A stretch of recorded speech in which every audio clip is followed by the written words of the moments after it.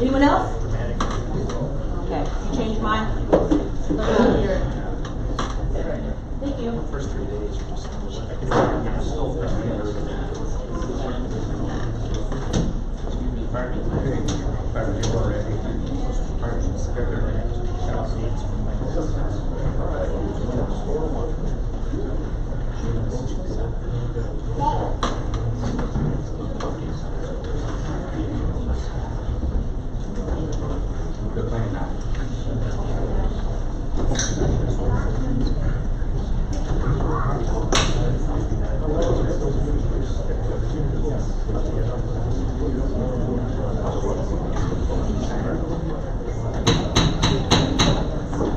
Call to order the meeting of the Common Council for Tuesday, June 18, 2019. Roll call, clerk. Over present, Your Honor. I'll pledge allegiance. Please rise to the pledge of allegiance and remain standing for a moment of quiet contemplation. Pledge allegiance to the flag of the United States of America and to the republic which stands one nation under God, indivisible, with liberty and justice for all.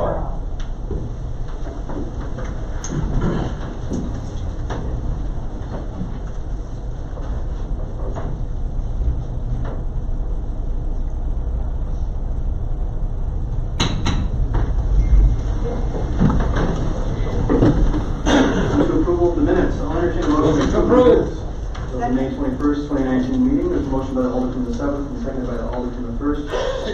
corrections that need to be made? Seeing no requests, all in favor, please signify by saying aye. Aye. Opposed, nay. Minutes have been approved. Approval of the agenda. Motion to approve. Motion made by Alder from the 7th, seconded by Alder from the 10th. Any changes you'd like to make? All in favor, please signify by saying aye. Aye. Those opposed? The agenda before you has been approved with those changes. Report by the mayor. I just want to touch on a few things tonight. Obviously, we have the presentation of the Bike and Ped Plan. I just wanted to thank and acknowledge the school district who really spearheaded this effort at the front end. Was able to win these federal dollars, and thankfully the city was able to partner with them. I think it's a great product that they've been able to put together. It's something that many surrounding communities have been able to do, and it's a big step forward. It's something I think a lot of folks are looking for. A bike-friendly, a walkable city, a livable city.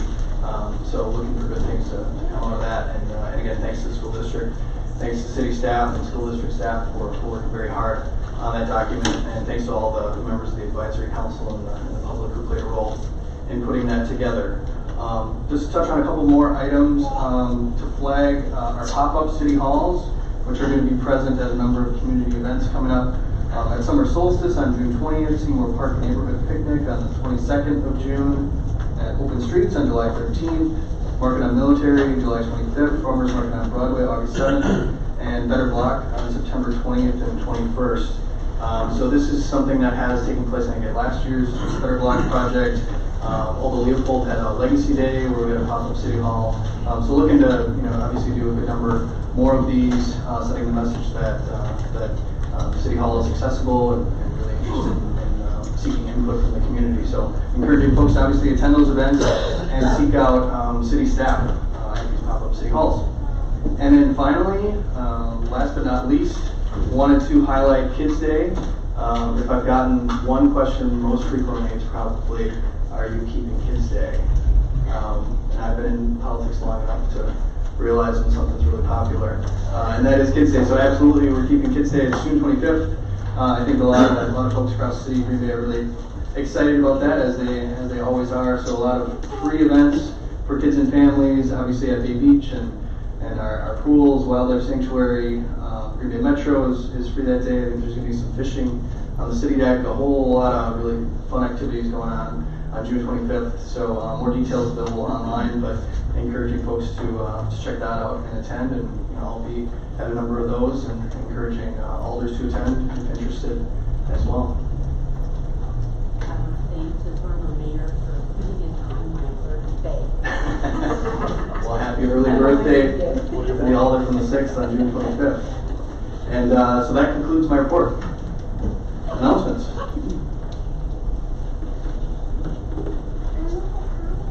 Any announcements? Alder from the 7th. Thank you, Your Honor. I've got a cold, so I'm just going to, because there's quite a list here to actually go through, and I'm just going to condense.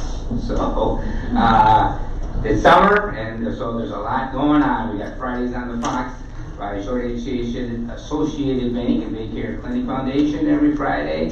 Saturday's Farmer Market has started up downtown on Washington Street, South Washington, Doty and Stewart Street. Nicolay Bank Dine on the Deck. There's a lot going on at the Brown Pond Library, Whitney Park, Side Park, all over. Ignite. The city's a happening place to be. Come and see Green Bay. Thanks. Thank you, Alder. And just a sort of housekeeping note, my panel is down tonight. So if there's a little bit of delay in turning on mics, that's why that's going on. Assistance from Mike Brunt. So thank you. Any other announcements? Appointments. Oh, excuse me. It's all there. On presentations, we have a presentation on Safe Walk and Bike Plan completed with the City of Green Bay Public School District and Tool Design Group. Stephanie Hummel, planner in the Development Department, will lead the presentation. Thank you, everyone. As Mayor just introduced me, I'm Stephanie Hummel. I work for the Community and Economic Development Department. This is Jenny Heffron. She's with Tool Design Group as a consulting lead on this. and then Jeremy Wildenberg, who's the transportation manager for the Green Bay School District. So we were part of the working group for this major plan, and they will be here to answer any questions from the consulting side, and then also Jeremy from the school district. Our presentation briefly touches on some of the school recommendations, but mostly we're going to concentrate on what we would be responsible for, which is infrastructure pieces. Can we get the screen up? So the presentation itself will cover a variety of things, including who is responsible for this, the type of stakeholder involvement that we had, what we plan to do with the recommendations that we have, and how we're actually going to make this an actionable plan, not something that sits on the shelf. So the implementation part is key here.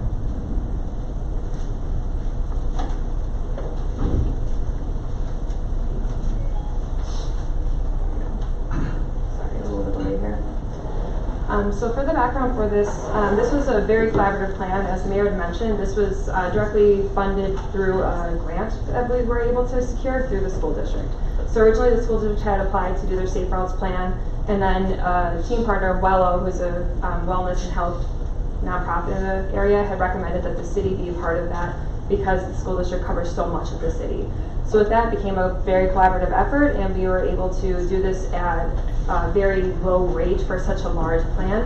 Typically, these would cost a couple $100,000 for a city to be able to do. With this, it was an 80% grant with a 20% match, and then the city and the school district split that cost, so we put in a total of $30,000 to get a citywide comprehensive 500-page plan. So it's a pretty impressive feat all on its own there.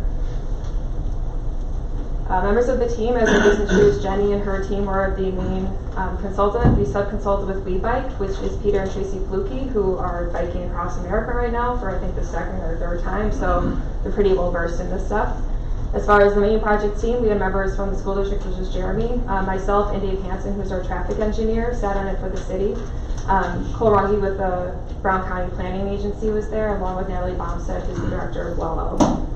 Our advisory committee was very large and very well versed. So as part of that, it was different members of city staff, different members of school district staff, a lot of people from the school district, so principals, people who work in administration, a lot of different people were represented there because there are a lot of different types of students that need to be represented at those sorts of committees.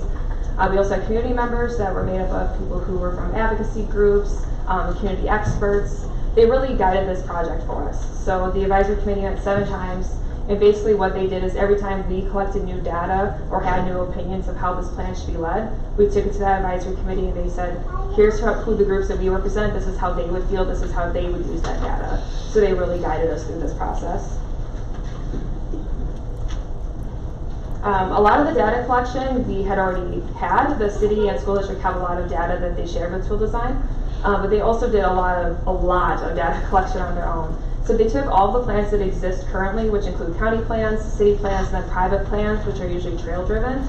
They overlaid those, then they did a lot of extensive field work. They went to do site surveys, they observed pick up and drop off at the schools themselves, did a lot of bike and ped surveys just to see where the missing facilities are, where things aren't safe. So we have a lot of data that backed up this plan to begin with.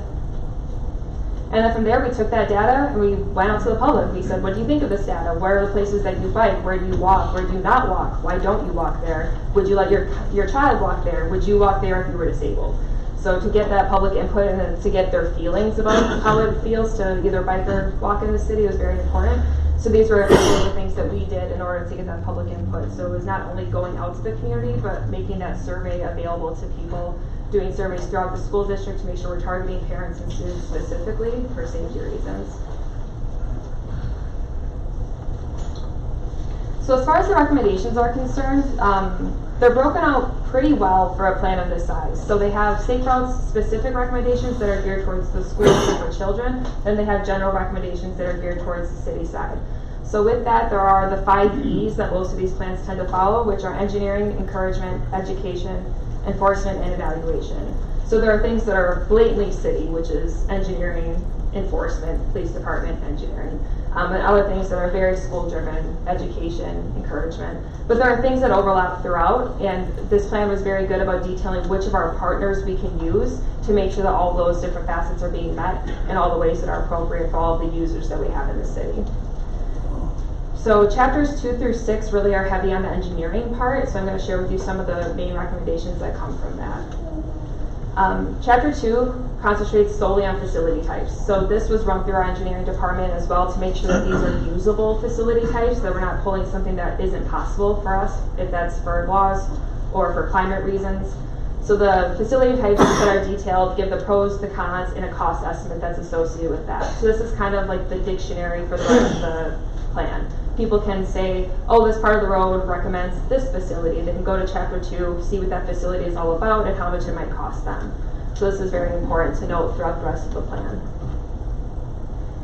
The guts of it really for us are these maps. So there's map 1 and 2 and then maps 5 and 6, which I'll show all of those, that show our bike network and our proposed sidewalk network. So with each of these, there are 2 maps. One's for one side of town, one's for the other side, because we have a very large city, so it takes 2 maps to show. The maps that are in your plan are condensed, so it doesn't have as much detail or as much labeling, but if you open those individual PDFs, it'll show each segment has a number associated with it, and then the tables that are in those plans tell you exactly what they're recommending for that number. So if you open up the facility table, it'll say section 1000, it'll say this is missing, we're recommending this facility there. So basically every part of this map that's represented as something that's a proposed facility is in that table, recognizing what it is and how it should be implemented. There's also a prioritization that's done throughout this for the bicycle and for the pedestrian. That was based on safety, potential use and connectivity. That's how we ranked that prioritization. But keep in mind that that's flexible. So it should be also used when we have projects that are coming up or there's new development. That should also be taken into consideration for the prioritization. So safety being the number 1 concern across the board, but also considering that for projects already going to occur, that should be bumped up in prioritization because we're already going to be spending the time and the money in that area. So these maps were the main area. These have been looked over by hundreds of people to make sure that we're not missing spots. There are things that are, achievable. We don't want to set the goals too high so that things don't get accomplished. So those are the main points here. Maps 5 and 6 show that sidewalk network. There are a lot of different ways to do sidewalk connections within a city, especially a city of this size that's so large. Ideally, in an ideal world where things are free, you would just have sidewalks in every road on both sides just to make sure people can get places if they want to. That's not a reality that we live in. So with this, they had the recommendation that for residential roads, it would be one side of the road connecting to another sidewalk or another trail system to make sure people are at least able to find very easily a way to get to and from places without it being a cost burden to people for that. Again, this is the east side, which has most of it because that is where all the housing development is. So again, with these recommendations, this isn't something that needs to be implemented immediately or in 10 years, 20 years, 30 years. These are just where the connections should be. So with that, if there are projects that we can get grant funding for, put those in. If it's something that we don't see an immediate need for, we can ignore it for now. It really is up to us to decide how we're going to implement these things and at what cost level we're going to do those for. The non-infrastructure stuff, again, is split between school district and the city for general and safe routes recommendations. There are a lot of things that came out of this, things like continue to work on wellness overall, making sure we have a new bike share provider, having a better relationship with local media to make sure we're getting the word out about why these things are important, helping people understand how to walk places safely. So the encouragement, education, enforcement, evaluation pages have a lot of details. But what I really like about this plan specifically is that they did a great job of giving us additional resources. So they didn't just say, try this out. They said, here's a place that already did it. Here's a resource. They already have the resources in these implementation sections. So we as staff can go, oh, this place already tried it. Let's just do some more research on that. So it's a really good job of giving us actionable things to take care of, not just from the city and school district, but all the partners that we work with in the community, and then resources for us to use to say, this is how other places have done it. So I think that's a really great part of this plan. Again, we're not going to touch a lot on the school ones, but what is also great about this plan is that every single school that is in the school district here now has their own individual report for what is needed for their school. So this is an example of one of them. It's basically a heat map that shows where the students are, how they are getting to that school, and what recommendations we would have in order to make sure they were getting there safer. So every single school has their own section. So if you're a parent who's only interested in your specific school, you could literally just take the 10 pages of that school and go about your business. If you thought that the rest of the plan would be necessary to look at, you could also look at the rest of the school recommendations, but it gives each specific site their own section to pull from. If you guys have any more questions about the school things, Jeremy would be happy to answer some of them, but all the plan recommendations, it's about 300 pages of school stuff, so it's a lot to go through. So it's really just specific to, if you want to only look at a few schools, you can, which I think is great. So as far as implementation is concerned, once this plan is adopted, we are then eligible for more grant opportunities. So TAP grants are a great asset to doing infrastructure projects, and those are usually at an 80% grant, 20% match. So that cost savings is significant. So just having this plan adopted and in place makes us eligible for that money. It makes us eligible to be able to work with other people who are eligible for those costs of money. It makes us eligible for other types of grants. So there are the ones that are 90-10 and some that are 100% grants. So to be able to do any infrastructure or education components of this plan with minimal cost to taxpayers is a great benefit. So just having this plan adopted gives us the option to do that. This also is a very flexible plan. So again, if projects come up, we plan as much as we can for road reconstruction and development projects, but some things just occur. So then we can reference this as a guiding plan that would be part of our comprehensive plan to say this road reconstruction needs to be redone, but it's also calling for bike lanes or it's calling for a side path. Whatever that recommendation is, you'd be able to pull it in and prioritize correctly.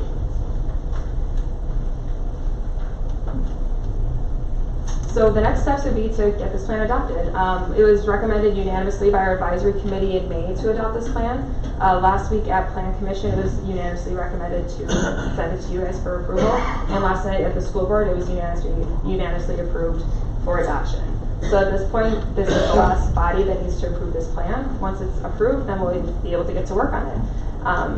So with a lot of the master plans that our community and other communities do, we do the work and then it basically falls on the planning department to kind of just carry on the torch.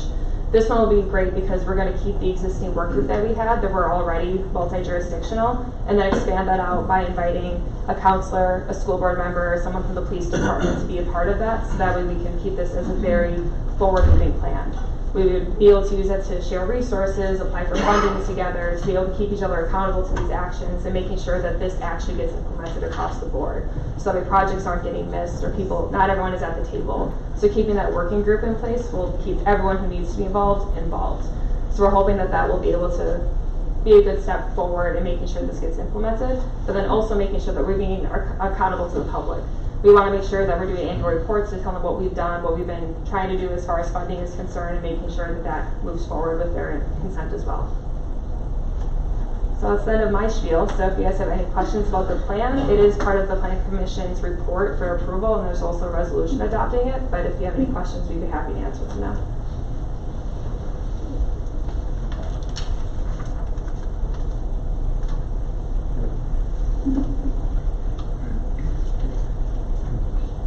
Alderman first. Thank you. I think there might be people here that would like to speak to this. So I'd like to make a motion to open the floor.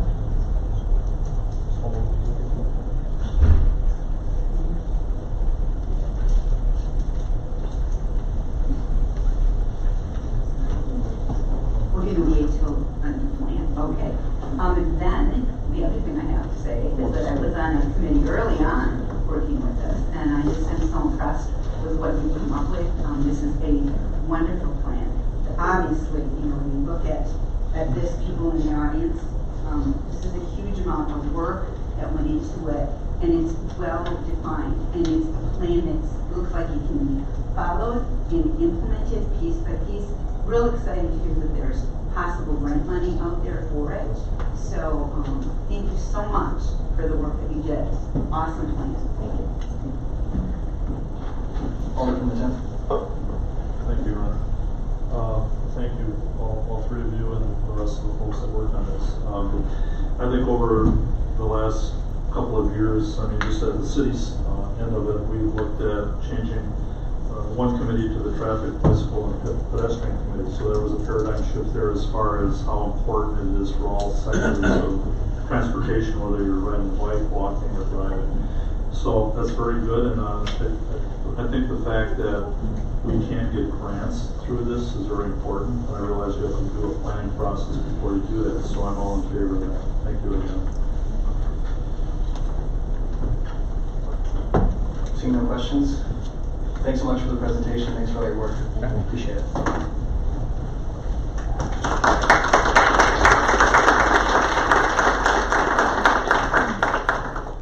Now we're on to appointments.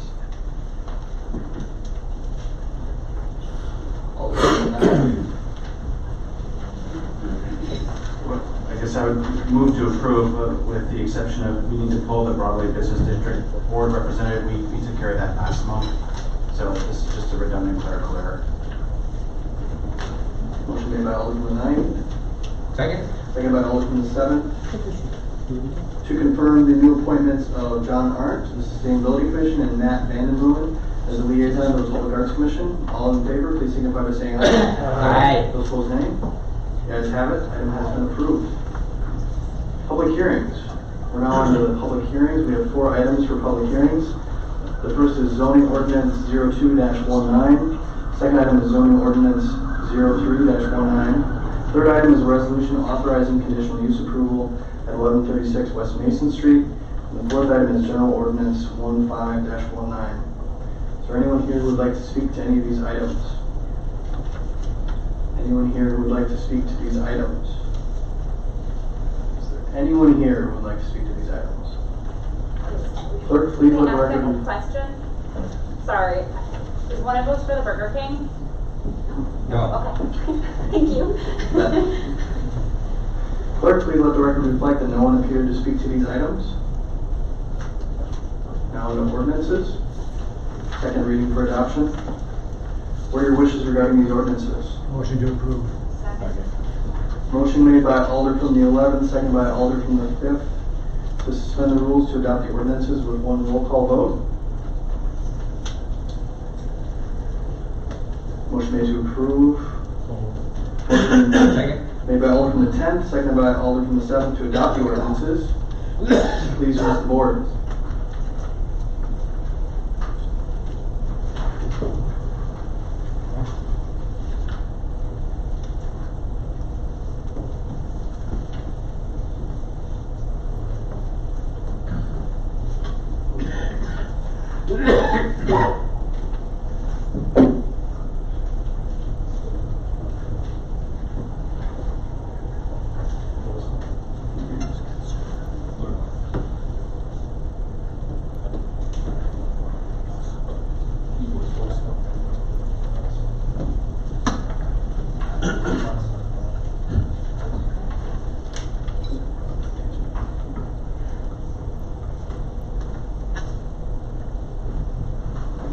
We have 12 ayes, 0 nays. Motion is adopted. Before the Plan Commission, what are your wishes regarding this Motion to report? approve. Motion made by Alder from the 7th, seconded by Alder from the 2nd to approve report L, which is the report of the Plan Commission from the meeting on June 10th, 2019. Are there any items under this report you wish to handle separately? Would 6 be appropriate if people wanted to speak to it? Okay, 6. 6.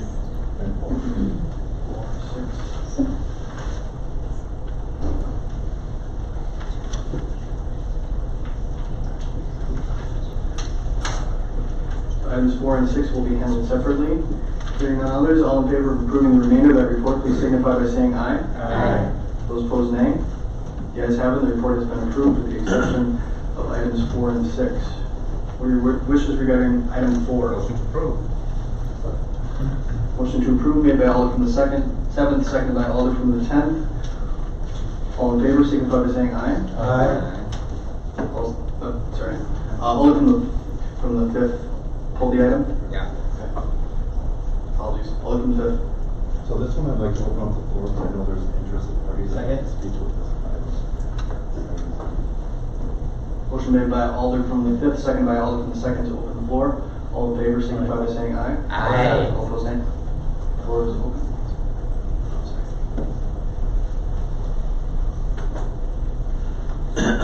First citizen to speak, Tom Prevost.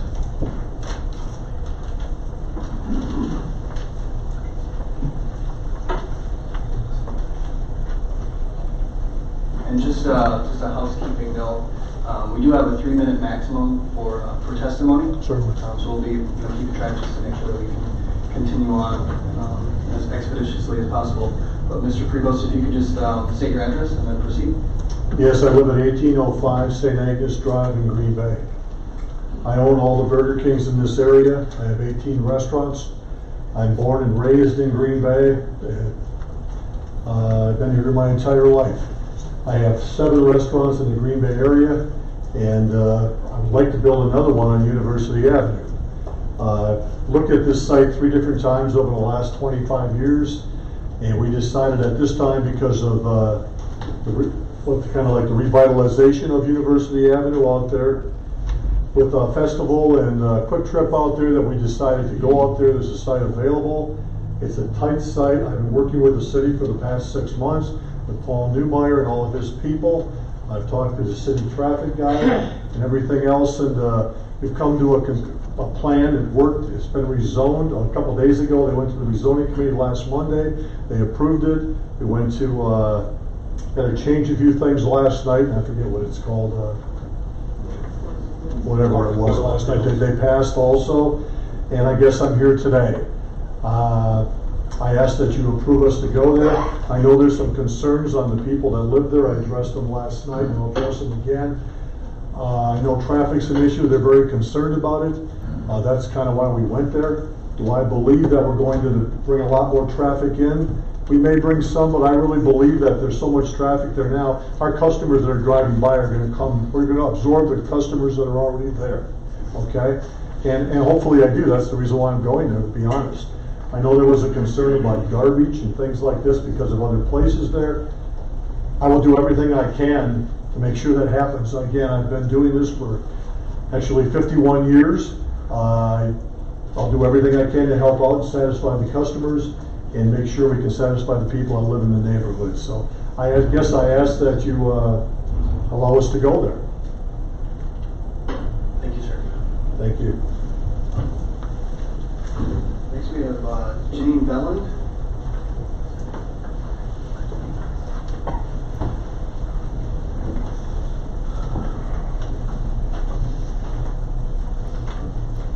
Please state your address. 601 Fred. I'm currently right behind the Quick Trip that is existing there. I have the car wash and the Quick Trip behind me. As far as the whole block area there, the place for the Burger King is very tight. Property owner to the south of them, she is tight up against that lot. So we deal, both her and I. She is on Peter Street, and she would be south of the Burger King that's going to be on the corner. So, I mean, it's very congested. I deal with all of Quick Trip's noise, garbage, whatever. So you're going to put another restaurant there. It's just too much. I mean, I was born and raised in Green Bay as well. I grew up at University. I wish I had a Burger King there 50 years ago. But right now you're trying to just jam too much in that block area. Associated Bank is there. I go to Associated Bank, can't even get in and out of there. You have to wait and wait just to turn right, and then you need to go around Peter Street, because the intersection by Festival is just unbelievable. So I would welcome it if it was in a different spot, but that area is just jammed with so much business as it is now. So, like I said, it's not a big enough spot. Thank you. Next we have Carrie Anderson.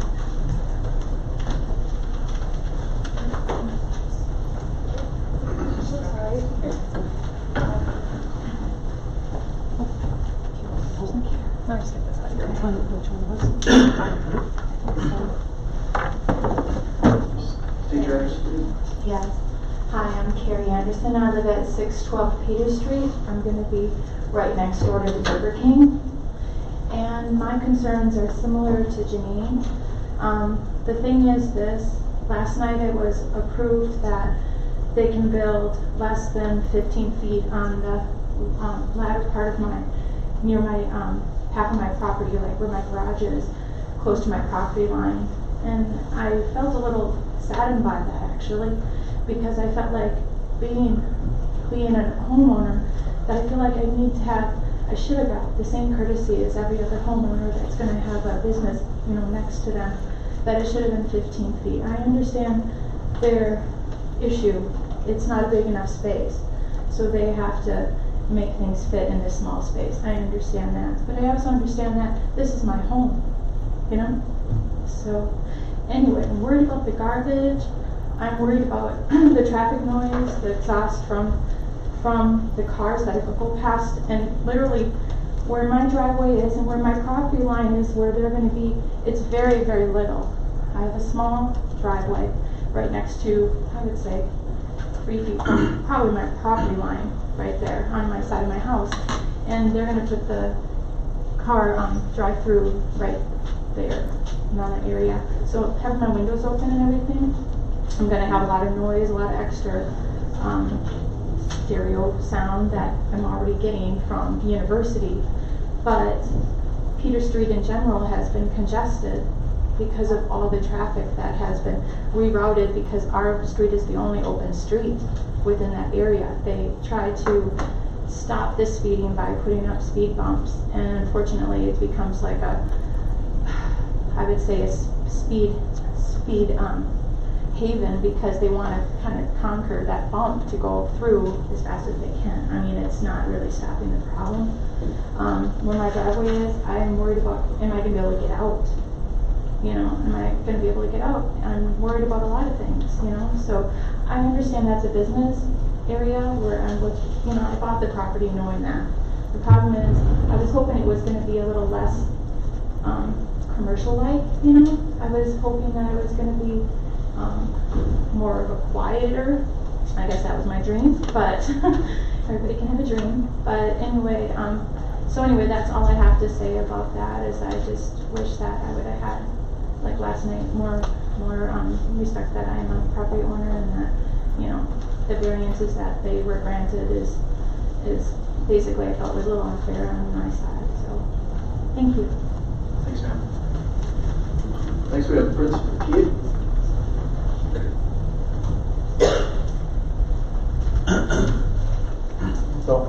My name is Fritz Pate. My address is N6434 12 Corners Road, Black Creek. I would be the builder for Burger King, and I've been working with the owner, and I know, again, he's made as many concessions and is trying to work with the city as much as he can. And as I believe it tonight, we're just asking for the rezoning of just part of the parcel. 2/3 of the parcel approximately is currently C2, and just 1/3 of it right now is C1. And for tonight, we're just looking to get that zone consistent on that lot. There'll be other opportunities, to talk about the site plan and the layout. I guess again tonight, just looking to follow through to get the zoning consistent there tonight. Thank you. Thank you, sir.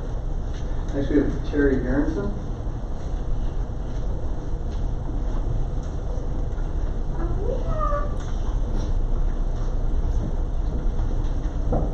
Terry Aronson, 588 Peter Street.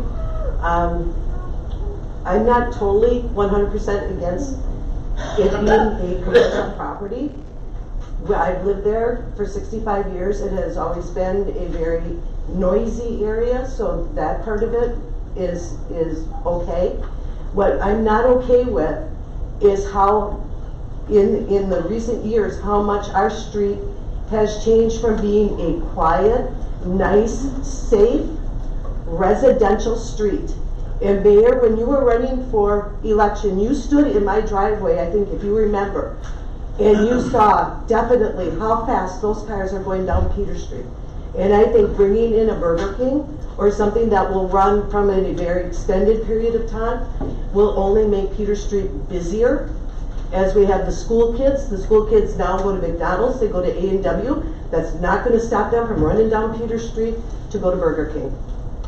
And I feel that is what we need a lot of focus on, is keeping our residential neighborhoods safe for the kids. It was safe when my kids were little. I want it safe for my grandkids and for the new people that are moving into our neighborhoods that have the young kids. We want them playing outside, We do not want them sitting in the house in front of games and computers. We want them outside in fresh air playing. And that is what I want a lot of this focus to be on, is what could be made so that our street, both Peter Street and Baskin Street, remain safe residential areas for our kids and for the kids. Thank you. Thank you, ma'am. Final speaker on this item is Todd Waller.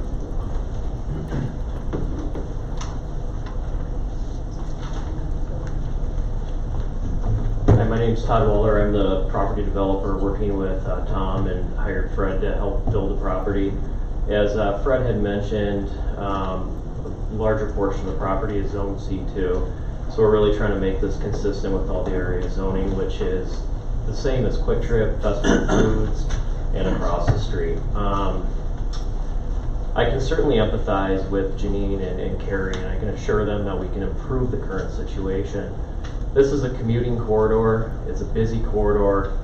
It's not going to change. And whether it's a Starbucks, a Burger King, or a Taco Bell, it's going to be a commercial corridor. I think the development of this property and how we can address Janine's concerns and Carrie's concerns, and I've assured them that we can improve noise filtration, light, with enhanced landscaping, berming. Also, any business, the issues with trash are related to management. Tom, being a local operator, his office 2 miles down the road, is very involved with this community. This is not an out-of-state owner.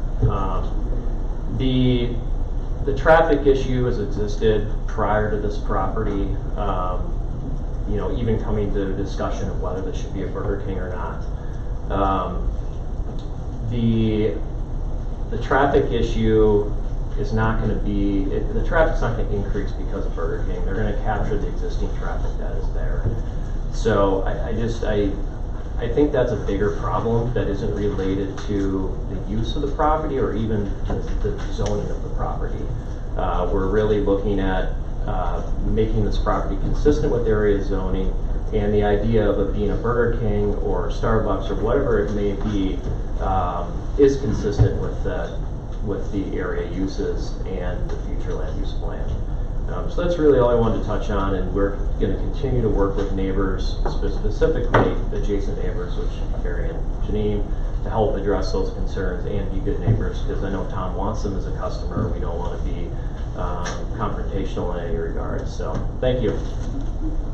Thank you, sir. Questions? Sure. Yes. Thank you, Your Honor.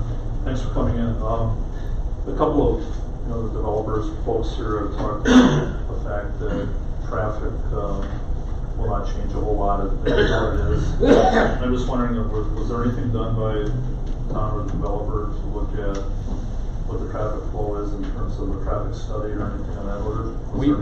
We work close with traffic engineering, and they run an internal report, and it was concluded that there was not going to be an increase or a trip generation number that was going to create concern or a need for full-blown traffic study. Really, it's capturing the traffic that already exists. We did look at the ingress and egress points, and the site does have good circulation and large ingress and egress driveways. So you did speak with the city on this already? Absolutely. Okay, that's all I have. Thank you. Okay, thank you.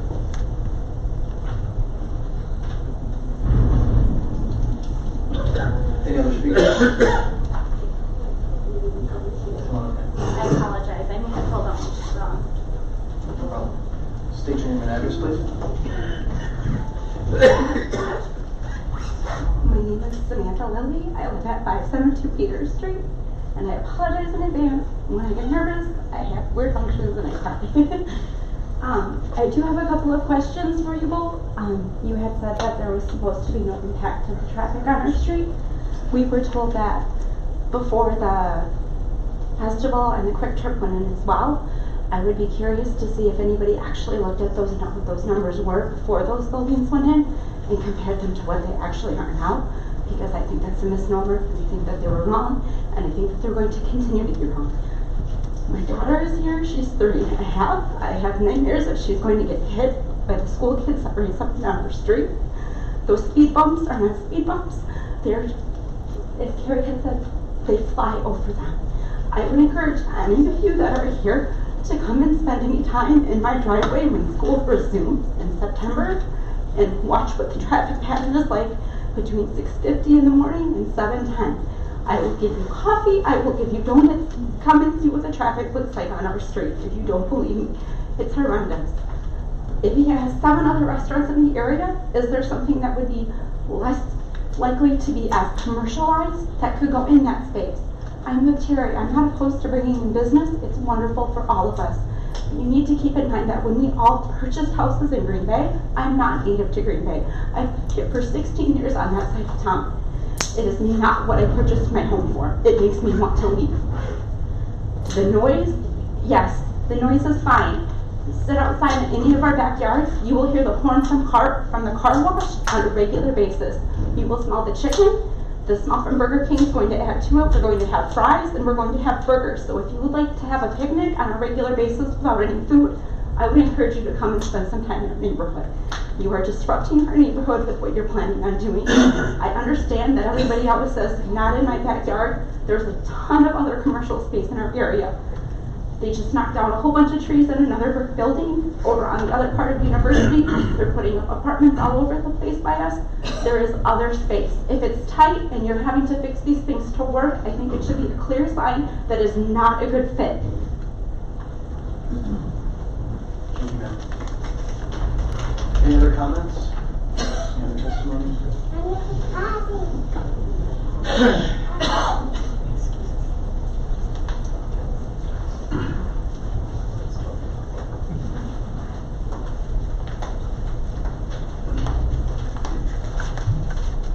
I have one more comment about the traffic. The way they're going to position it, and they're going to have the, customers coming from Quick Trip, from Festival, they're going to be backed up in that drive-thru, I can tell you that. And they're going to cause a whole lot of traffic jams there. Because, I come off of I-43, I work in the I-43 Industrial Park. And when I come off the highway, I go up Mason, come down University, I'm trying to go into Fred Street, which is closed off now. It's like a little U cul-de-sac. And I have to turn by the intersection with Quick Trip and Festival. As I'm turning, you got cross traffic in that little area there that they don't even know what to do with. So you have a residential street that you're having a Quick Trip, or I should say a Burger King coming out of. It's going to be a nightmare. It is going to be an utter nightmare because there's only 2 lanes of traffic on that little street. So, when they're talking about the studies of the traffic, they haven't done them because I have a boyfriend that lives on Mako and Baston, and we can sit in his living room on a Sunday and watch the races. There's cars that go down Baston Street. I'm not lying. They can be going 80 miles an hour.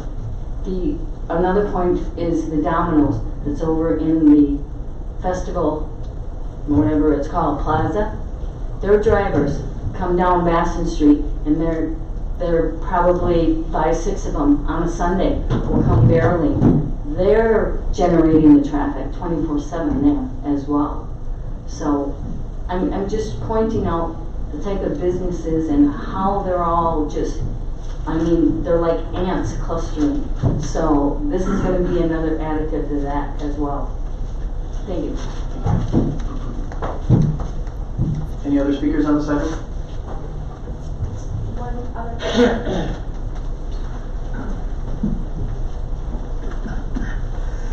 related to the traffic turning in, if you are familiar with exiting off of 43, if you were to make an attempt to make a left-hand turn onto either Peter Street or into the proposed Burger King driveways, there is no turn lane. It is a very high safety risk of being rear-ended. I can't tell you how many times I've tried turning left onto our street to hear brakes locked up behind me.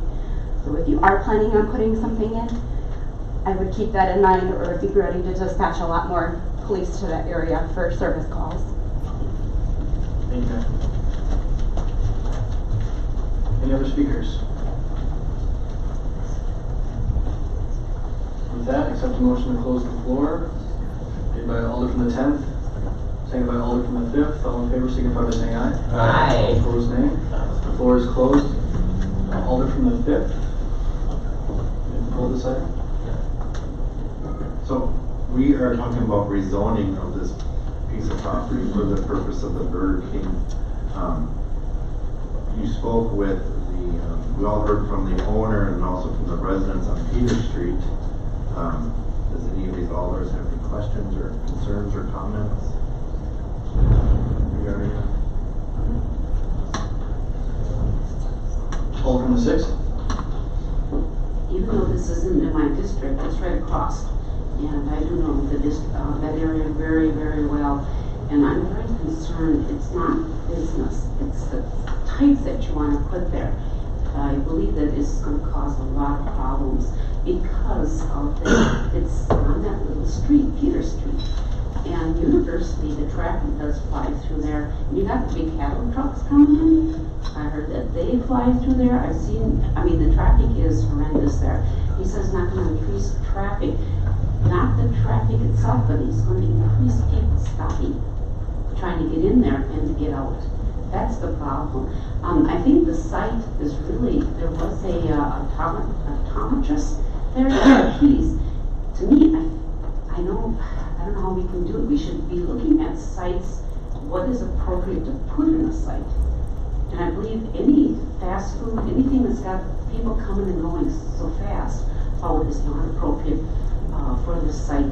Just because where it is, it was on a major intersection, there'd be no problem. I'd be all for it. But I just feel this is not the right business for this site. Thank you. Thank you. Alder from the 7th. Yes, Your Honor. Well, all we are voting on is making this parcel whole. That's all we're doing on. Burger King is the driving wheel behind this to accommodate them, but it's not a done deal with them yet. So I support making this parcel whole. As far as Burger King, they certainly seem like they want to be a great neighbor, but that's to be all worked out down the road. So I'm not going to go into any of that. My concern is it sounds like the traffic there, we have not been successful in calming it. I mean, we put in speed bumps and they haven't worked. I think, I leave it to the alder of the district, but it sounds like the traffic engineer and he need to sit down and work on, because even if Burger King doesn't go there, it still sounds like there's a horrible traffic problem there, and that needs to be addressed no matter what. So that's my only concern at this moment. So, thank you. Alder from the 9th. Thank you, Mayor. Just a question for our law department. Because there's been some discussion about I'd rather see a different type of business here. And I think it's important to distinguish that we don't get to choose what goes there. It's the developer that comes to us. But the question that I have for the law department is, does the law allow us to discriminate the type of business that locates there? Meaning, could we say, no, we don't want a fast food restaurant there and reject that proposal on that premise? No, I don't believe we'd be able to discriminate based on the type of business so long as that type of business coincides with what the zoning is for that particular area. That would be the extent of it. So it just has to match the zoning. Okay. It has to match the zoning. Okay, and I appreciate that clarity. So then the next follow-up question that I have is when I look at, and this would be, I guess Cheryl. When we look at the difference between the C1 and the C2, could you please provide some clarity to us behind what the difference is between those two? Primarily C2 allows that auto-based emphasis, car lots, drive-throughs. The biggest differentiation is C1 and C2 is a drive-through. So you could, if you had a C1, you could have a restaurant, but you just couldn't have that drive-through activity. I think for this case, that's a major difference. Okay, so would it be correct to assume that right now the lot is whole just based under C1? Well, because Alder Scannell had alluded to the point that we're trying to make this lot whole and consistent, and I think the developer had alluded to that as well. How is it inconsistent right now? Well, right now one is zoned C1 and C2, and I don't think either one of them are buildable by themselves with the zoning. So the request is to go C2, smaller parcel C1. So the request is that it goes to, all of it goes to the C2, which would accommodate then that auto-oriented business, Burger King drive-through, or any other kind of drive-through for that matter. Okay, understood. Thank you for that clarification. And so then I think, it's been alluded to previously, I think it's important that we stick to what the actual agenda item is here right now, which is taking up the ordinance decision. Now, whether or not we approve site plans for Burger King would come later. So as it relates to this issue, I just, as a reminder that that's sort of the vote that we're focused on right now. Can I clarify something? If this is rezoned and the site plan is sent through our department and it meets the requirements, it would not come back to council. It would not go through plan commission and council. So just again, a point of clarification, the site plans, city staff has full authority to make that decision. Correct. So unless they're coming back for some level of assistance, it would. Right, I just want to be clear so that's, there's not going to give it to CAD and all the requirements for that site plan. Okay, thank you for that point of clarification. Sure. Site plan includes. Alder from the 7th. Sorry. Site plan includes community input. I mean, that whole process would include the community. Not if it meets the zoning, not if it's set in the zoning. It would not.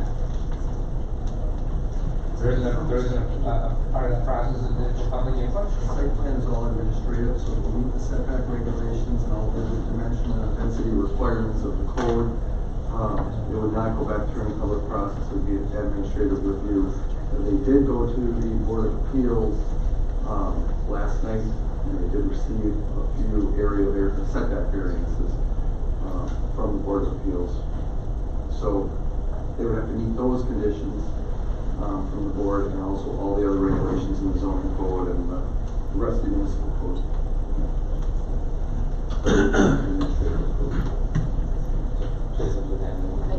I want to make sure you all know that it won't come back. Depending on results to the council. Alder from the 8th. Thank you, Mr. Mayor. Learning that is important because we won't be seeing it again. So really, our decision tonight does approve whether or not a drive-through goes there because we're changing the zoning. So just keep that in mind. I guess if we change the zoning, this is what we're going to get. For me, free market is important. However, maybe it was zoned that way for a purpose, being right next to residential. It would be nice if this were maybe a cul-de-sac street where people couldn't get through to the Burger King. I don't know how intensive that would be. It might stop some of the speeding problems as well. I'm going to go against this tonight just because keep the zoning it is, and it sounds like that neighborhood's a little bit under siege right now. So thanks. Thank you, Alder. Alder from the 11th. Thank you, Mayor. I support the rezoning. I think that this gentleman that's coming forward, he has a Burger King in my district. He runs a very clean operation, and I think it's a good fit as far as that corner. It's very busy, regardless if it's a Burger King, Starbucks, or whatever. Like it's a busy area, and that's what we want. We want to have good input as far as our business climate, and I support it. Alder from the 4th. Thank you. Thank you. Can anyone tell me how long the business that was there has been closed?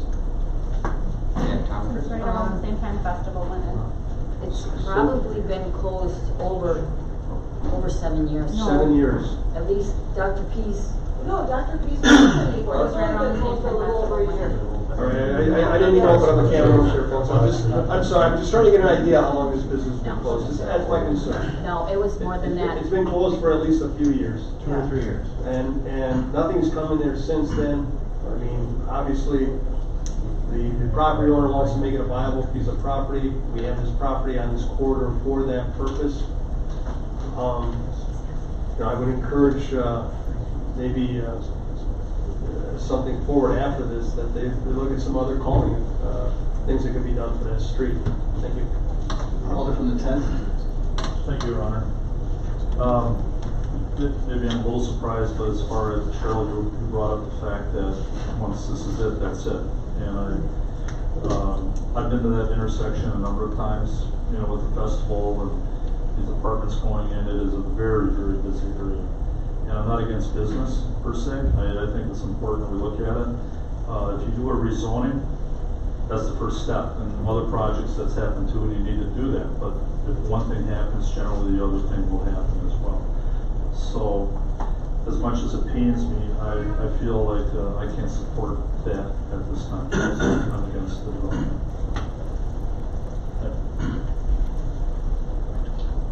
Any other comments?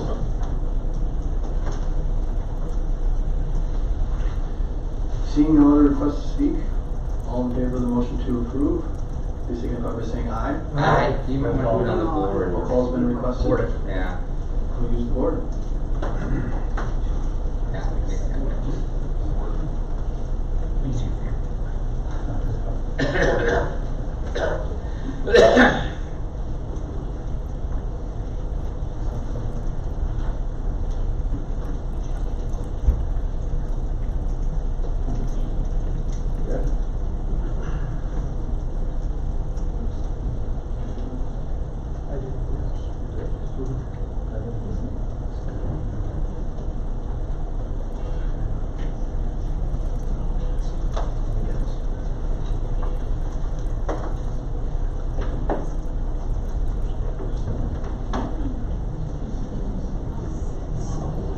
Mr. Mayor.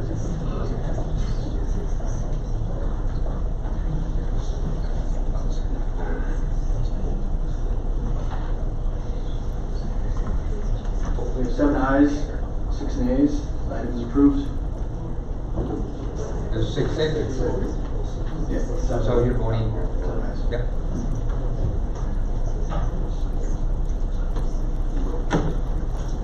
We are on to item 6. To approve? Motion made by Alderman Knight to approve, seconded by Alderman Dick.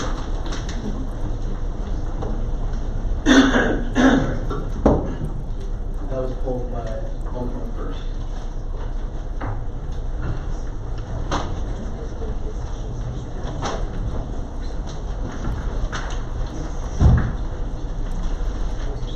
Okay, thank you.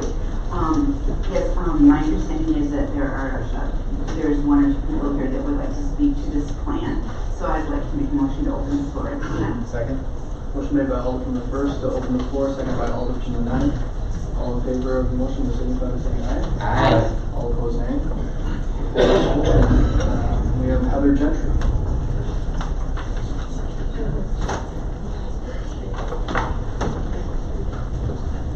Good evening. State your address as well. 249 Kent Street, 54301.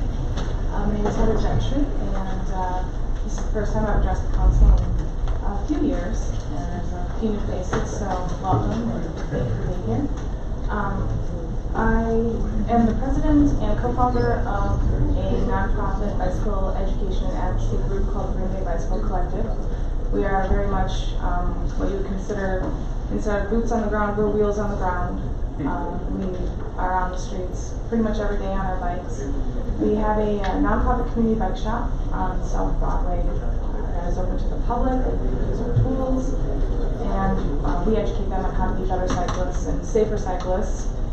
We also try and educate the public on how to be safer drivers and safer pedestrians. I want to thank Stephanie. She did a really good job in the presentation.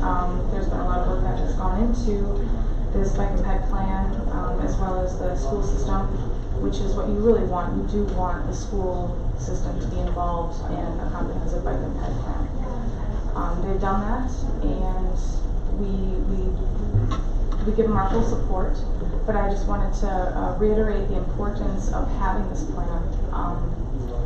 Up until now, the city of Green Bay is using the county plan, and so you're using essentially the same plan as every other municipality and all the smaller municipalities.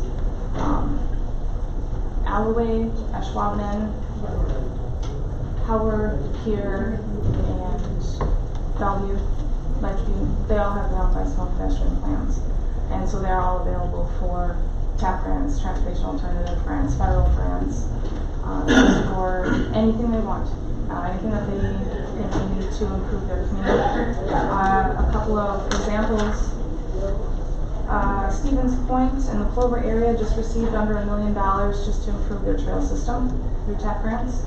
Milwaukee just very recently, just a week ago, received federal money for 4,000 bike racks that they plan to implement over several years.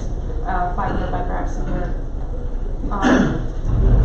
The Bike Fed is currently working on a report to update the economic impact of cycling in Wisconsin, and last time I checked, it was over $3 billion that comes into Wisconsin with just cycling. People come here to visit. We're going to have some pretty large events coming in here. If you aren't aware of the Ride Across Wisconsin, it leaves La Crosse and it's coming straight to Green Bay. We're going to have over 1,000 cyclists, and that's just the cyclists. Their families and children are going to be here too. So it'd be wonderful, and they're going to be doing this for over 3 years, I think. So it'd be wonderful if we had a bike and ped plan in place, get some grant money, improve the facilities by our schools as well as around the rest of the city. Thank you. Thanks for your comments. Next we have Natalie Bumstead.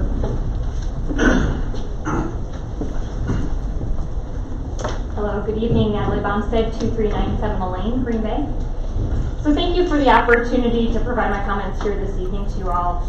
So my name is Natalie Bumstead, and I serve as the Executive Director of WELLO, and that's a local network nonprofit that's really focused on community health and well-being, and have also had the distinct privilege of serving on the project team for the Safe Walk and Bike to School plan. So this plan is important because it represents a really smart, strategic approach and vision to designing a healthy, safe, equitable future for our kids and our community. It provides us with a blueprint to take the city's bicycle and pedestrian infrastructure into the future with both economic, health and safety, as well as equity benefits. So research really shows us that young professionals, families, and retirees alike are really putting a premium on living in a community where it's safe and easy to walk, bike, and actively connect throughout their community. Cities that are bicycle and pedestrian friendly increase property values, and they attract and retain top talent, which is a shared regional goal that we have here. Walkable and bikeable communities encourage residents to connect with their friends, their neighbors, and businesses, while also increasing their physical activity levels and improving their health. The presence of sidewalks and trails is linked to better sense of community connectedness and overall well-being. And this benefit is seen at all stages of life. Right? So from children walking and biking to school, to families engaging in physical activity and outdoor activities together, and seniors maintaining a more independent and high quality of life. All these things are possible when they can easily connect to the people and to the places in their communities.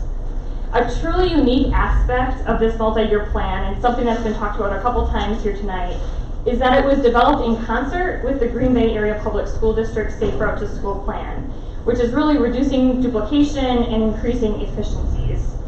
In addition, every step of the project was guided by public input. So moms, dads, grandparents, business owners, people young and old. We heard about people's visions for their neighborhoods and community, along with the strong support that there is here in our community to build this plan.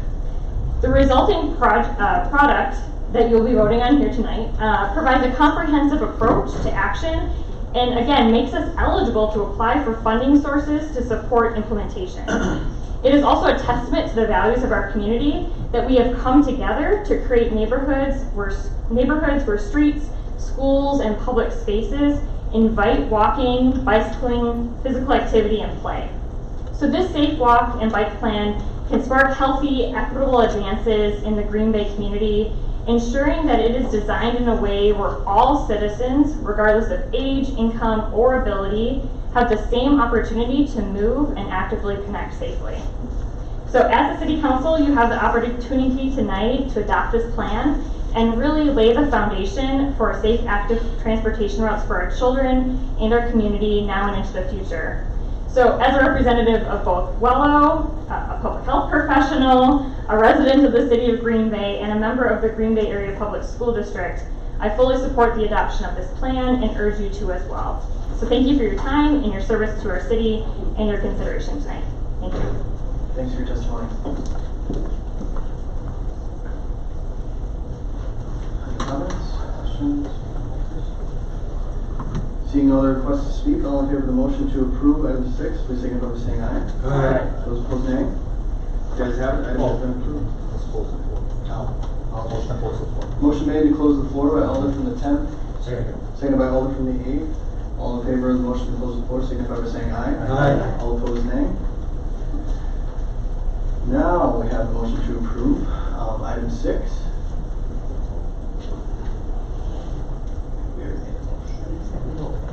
Please signify by saying aye. Aye. Those opposed, nay. The ayes have it, the item has been approved. We're on to item M, report of the redevelopment authority, June 4th, 2019. What are your wishes regarding this report? Motion made by Alder from the 1st, seconded by Alder from the 5th to approve report M, which is the report of the redevelopment authority for the meeting on June 4th, 2019. Any items under this report you wish to handle separately? Hearing none, all in favor of approving that report, please signify by saying aye. Aye. Those opposed, nay. The ayes have it, the report has been approved. Item N, report of the Improvement and Services Committee, June 12, 2019. What are your wishes regarding this report? Motion made by Alder from the 8th, seconded by Alder from the 10th to approve report N, which is the report of the Improvement and Services Committee from the meeting on June 12, 2019. Any items under this report you wish to handle separately? 14. 14. Any other items? Item 14 will be handled separately. Hearing none others, all in favor of approving the remainder of that report, please signify by saying aye. Aye. Those opposed, nay. The ayes have it, the report has been approved with the exception of item 14. Wishes regarding this item? Item 14. Motion to approve made by Alder from the 10th. Second. Seconded by Alder from the 9th. This item was pulled by the Alder from the 9th. You have the floor. I would just move to amend, as it states, calls for 191 feet. I would move that we amend to have it state 255 feet. And if I can get a second on that, I'll explain. Second by Alder from the 4th. So essentially what the reason I'm proposing that amendment is what we'd be looking to do in essence is split that property in half then at 255 feet so that we would be, the deferral would be for half of the property rather than that 191 feet, which is, it's not exactly clean cut. By doing so, DPW would cover $5,440 extra in holding costs through that deferral. But more importantly, this is a $956,000 project, which is going to generate annually $35,000 in new tax revenue. I spoke to Director Grenier. He supports that amendment. I think it's a good way for us to help compromise as we work through that project at INS. Brian, would you like to go? Alder from the 1st person. Thank you. I was contacted by one of the property owners and had some indication that someone might be here to speak on this tonight. But then I was not contacted again, so I don't know. Can we find out if someone is here to speak, then I'll move to open the floor. Is there an attorney here? Okay, then I'll just let it go. Alder from the 4th. Thank you. Brian, this is the development that Mr. Bunker was putting in? Correct. And which parcel is this, the farm or the tavern? The tavern. And I thought we had, at that meeting, set it up to be split. What we had decided at the meeting was that the portion that was undeveloped is what we would do. So the 255 just makes it a 50-50 split, and that was something that both Public Works and the property owner have agreed to, that they felt that that was the compromise that would be sufficient for parties. All right. Any other requests to speak? Seeing no other, all in favor of the motion to approve item 14 with the amendment to change 191 front feet to 200. Just a point of order, we voted on the amendment first and then the amended piece. Motion has been made to amend the motion by Alder from the 9th, seconded by Alder from the 4th. To amend the motion, all in favor, signify by saying aye. Aye. All opposed, nay. Motion to approve the amended. We need a new motion, that's the amended piece now. So now we take action on the full item. All in favor of the motion to approve the item as amended? Signify by saying aye. Aye. All opposed, nay. The item has been approved as amended.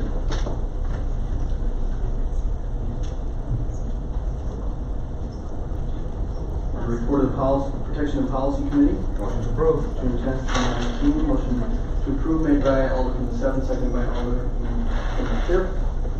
To approve report O, which is the report of the Protection and Policy Committee for the meeting on June 10th, 2019. Any items under this report you wish to handle separately? 5. Item 5. Any others? Item 5 will be handled separately. Hearing none others, all in favor of approving the remainder of that report, please signify by saying aye. Aye. Those opposed, nay. The ayes have it. The report has been approved with the exception of item 5. For your wishes regarding item 5. Motion to approve. Second. There's a motion made to approve by Alder from the 7th, seconded by Alder from the 1st. Item was pulled by Alder from the 9th. You have the floor. Thank you, Mayor. I would just request that, and I believe we can do this, that the full council approve all dates. The purpose of that request is, this is basically a cornhole league. He's requesting this special event so that they can be outside for 2 hours. They're not bringing in bands, it's not a block party. This is just so people can have some beverages in a fenced-in area with security for that 2 hours during their cornhole league. So the dates that were approved at Protection and Policy, they approved the dates of June. Whatever's, what's going on in June is the exact same thing going on in July, August, September. So I would, I guess, move to amend that we include all dates. Second. That's all I got. Motion made to amend item 5 to include all dates made by Alder from the 9th, seconded by Alder from the 7th. All in favor signify by saying aye. Aye. Those opposed, nay. Motion to approve the Motion item. to approve. Item as amended. Second.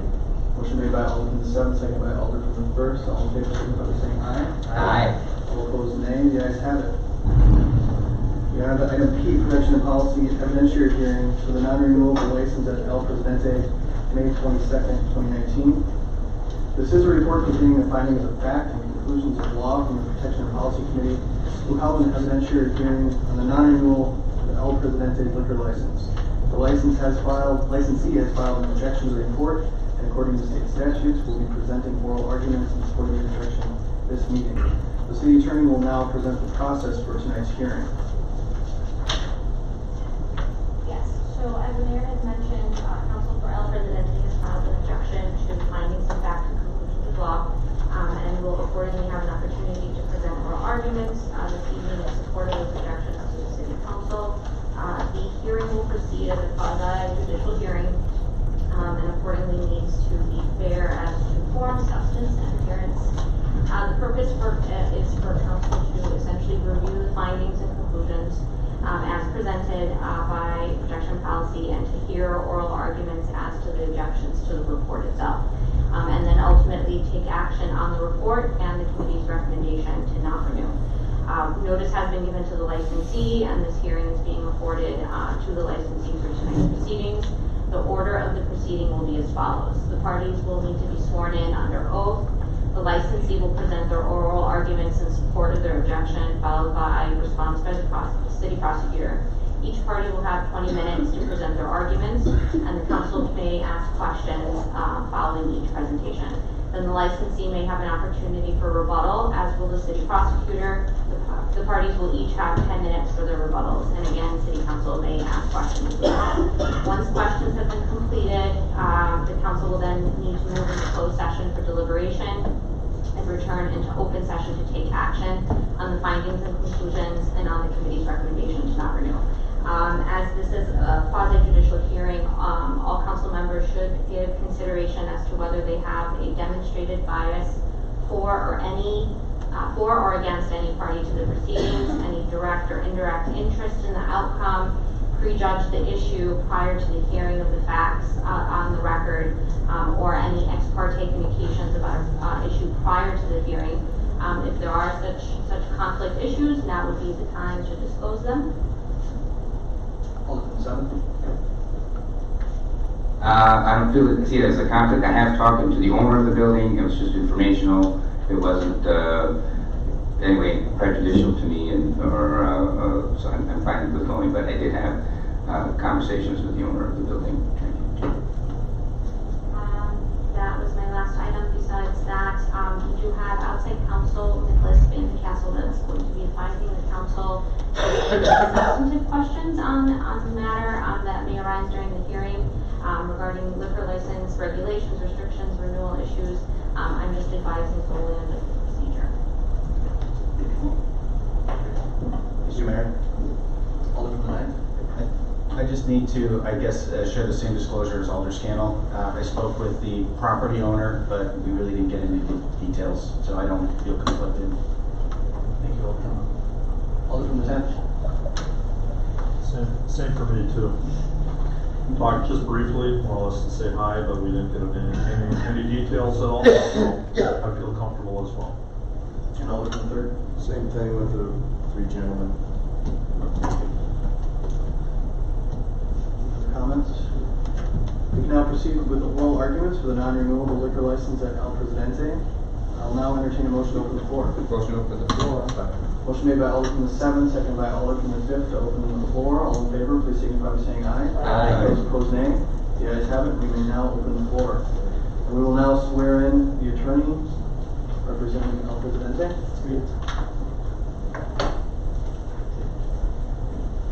I assume you want me up here by the microphone? Yeah. Okay.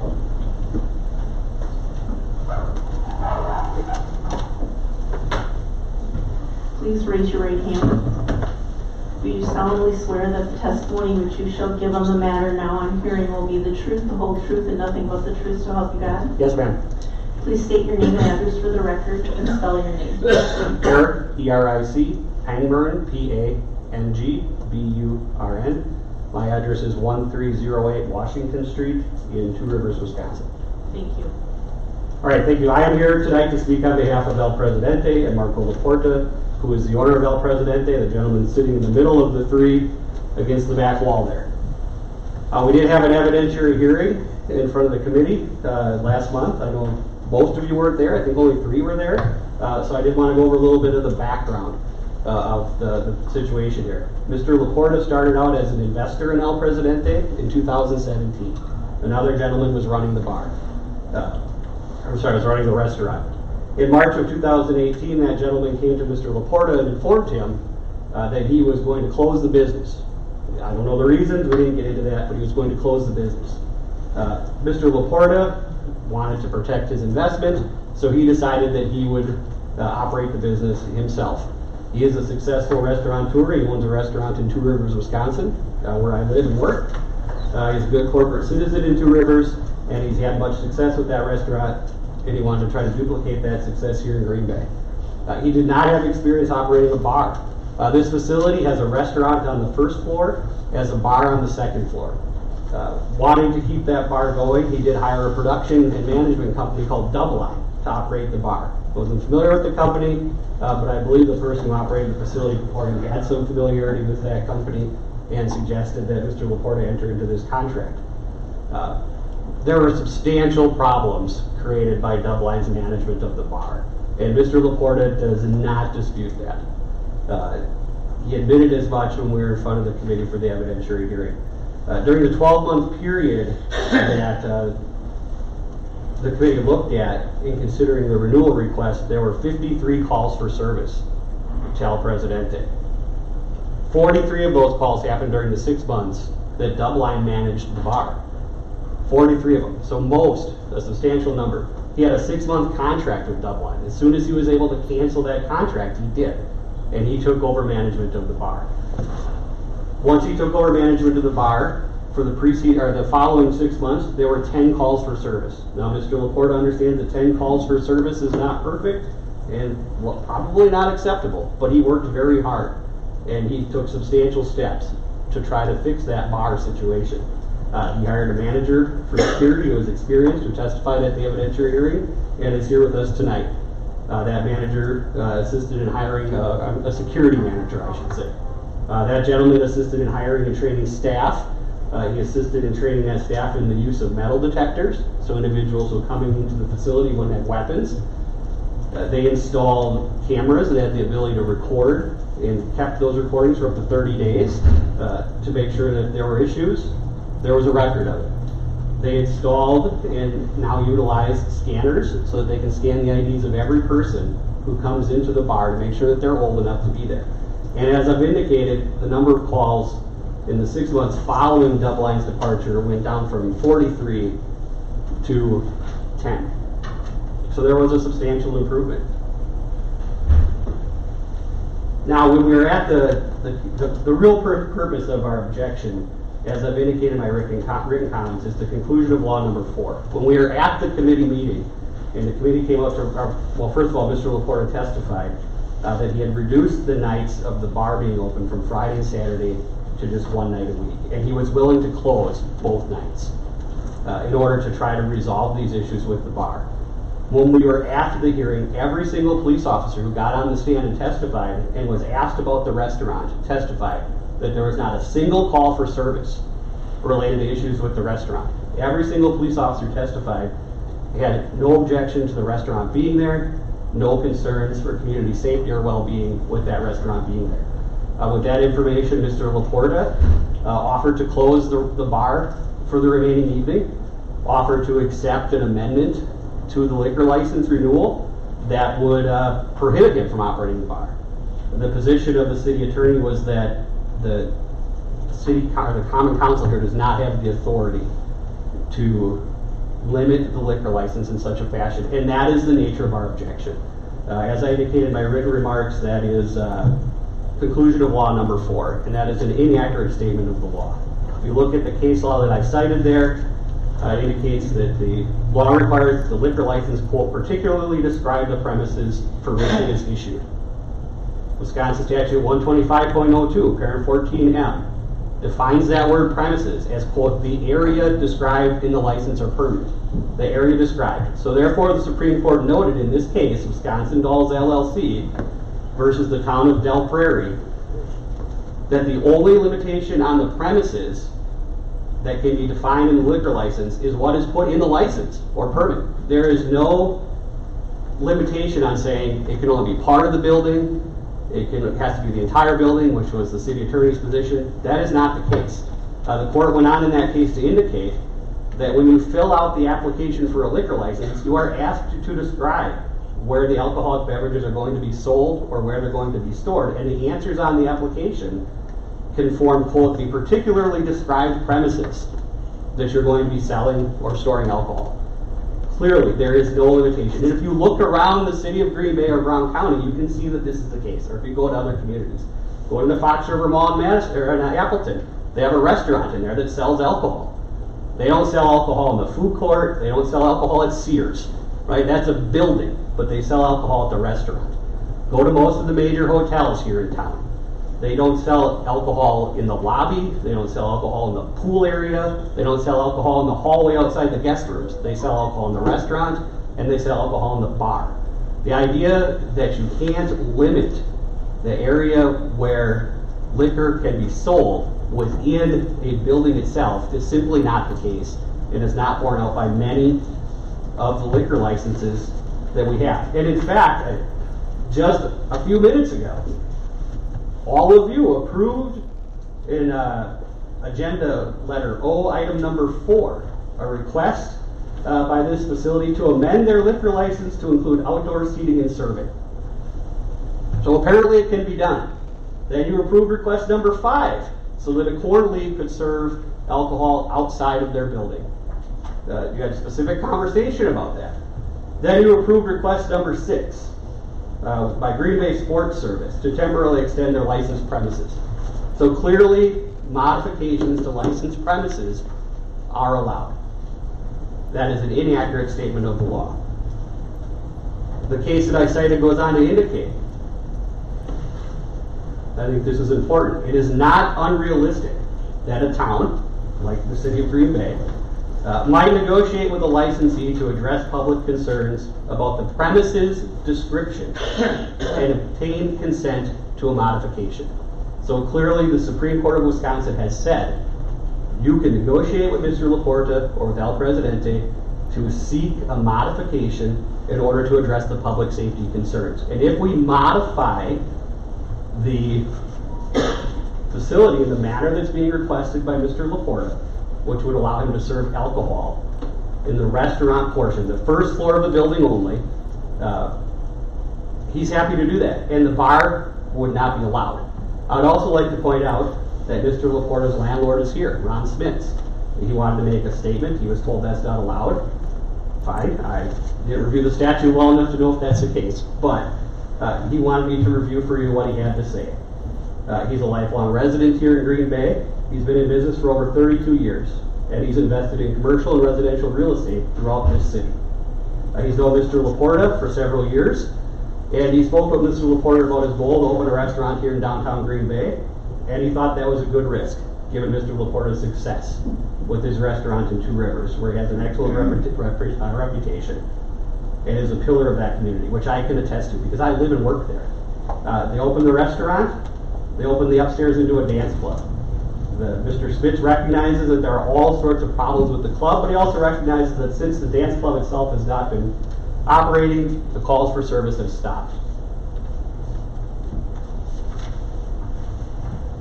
He indicates that even if it's not legal, and I don't think it's a problem, but he indicates even if it's not legal for this committee, or I'm sorry, for the county council to limit the liquor license the way that Mr. Laporta has agreed to do so, as the property owner, he's willing to enter into a new lease with Mr. Laporta that would prohibit him from operating a bar out of that location, which would circumvent any requirements of the liquor license. If his lease doesn't allow him to operate a bar, he won't operate a bar there because he'd be evicted. So there's another means of assuring that there is not a bar operating out of that facility. As Mr. Smits points out and Mr. Laporta confirms for me, he's invested over $100,000 into the operation of this restaurant. He is, the restaurant portion, I understand there's problems with the bar portion, but the restaurant portion, every police officer testified, he is a good corporate citizen there. He pays his taxes, presents an opportunity for individuals who live in this town to have authentic Mexican cuisine that I understand from Yelp and Facebook and every other online review. Well, it has good food, 4 stars, 4.5, 5 stars. Good service, good food. He employs people. He's employed at any given time as many as 13 individuals in this city. He has a successful business. The reality is, if he's not allowed to serve alcohol, that restaurant will close. If you go out to a restaurant, you expect to be able to get a drink. If you go to a Mexican restaurant, you expect to be able to get a margarita. Right? That's what you go to a Mexican restaurant for. If he cannot serve alcohol in the restaurant, he will close. Those people will lose their jobs. He will lose his investment. Mr. Smits will have another empty building, and the city will have another empty building in downtown Green Bay. Nobody wants that. If we can eliminate the problems with the bar, which I think legally we can do, and we can also do with an amended lease, we can eliminate all safety or public concerns related to this facility, and I think that's what we should do. This is an opportunity for this council to allow Mr. Laporta to keep his business going and to be a continued good corporate citizen with the restaurant portion. I certainly don't speak for the committee chair, obviously, who was there, but I can tell you he seemed pretty sympathetic to Mr. Laporta's situation. He made a statement, and I hope I'm not misquoting him, that if they could issue a license just to the restaurant, he would do that, but he believed from the statement that the city attorney made that he could not. And he's nodding, so I assume I've quoted him correctly. That's what I'm asking you to do. That's what Mr. Laporta and El Presidente are asking you to do. Those are all my remarks. If you have questions, certainly, I don't know if that's appropriate now or if that's after the city. Others have questions?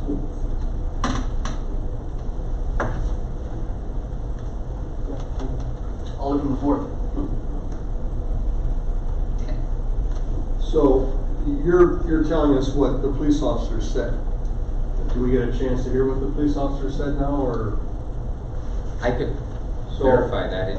They testified that there was no problem with the restaurant. Okay, thank you. All right, thank you. That's Alder from the 10th. Thank you, Ron. Thanks for coming in, Eric. Thank you. You know, I think part of this issue is, just the contract that was with the former manager. I mean, the committee itself was looking at, safety, et cetera, of the community. And I think they did a fine job just looking at it from that standpoint. So, as far as, the things you brought up about his business acumen and such, I'm sure it's very good. But I think the concern initially was that 6-month contract, if you will, with that former manager. And, it's kind of like, well, are they innocent? Ignorance? You couldn't get out of that, I suppose. You couldn't get out of that contract. Right, he had a 6-month contract. I haven't reviewed the contract. I don't know exactly what it says. He didn't want to get into a legal fight with Dubline. He just decided he would ride that out. There was one manager from that company who he did tell was not allowed to come back on the premises after he kicked a patriot in front of the police. So he tried to take steps to limit who from Dubline was there. And I didn't get a chance to say this before. I neglected to say this before. At least one of the police officers at the evidentiary hearing was familiar with Dubline, had testified that there were ongoing issues with this production company, and if Mr. Laporta had known that, certainly he wouldn't have hired them. So I guess I just want to reiterate that is the main point that was coming forward. We just want to make sure, Alder, that your comments are made in the form of a question. Yes. All right. I guess I just wanted to make sure that that's all there was. I mean, I'm just looking at it from that standpoint. I'm good. Okay, thank you. Alderman Knight. Thank you, Mayor. And thank you for your testimony. Just a couple of questions. You said that your client owns and operates a facility in the city of Two Rivers? He does. And how long has that facility been open? 3 years? About 3 years. It's called Casa Mexico. It's on Washington Street in Two Rivers.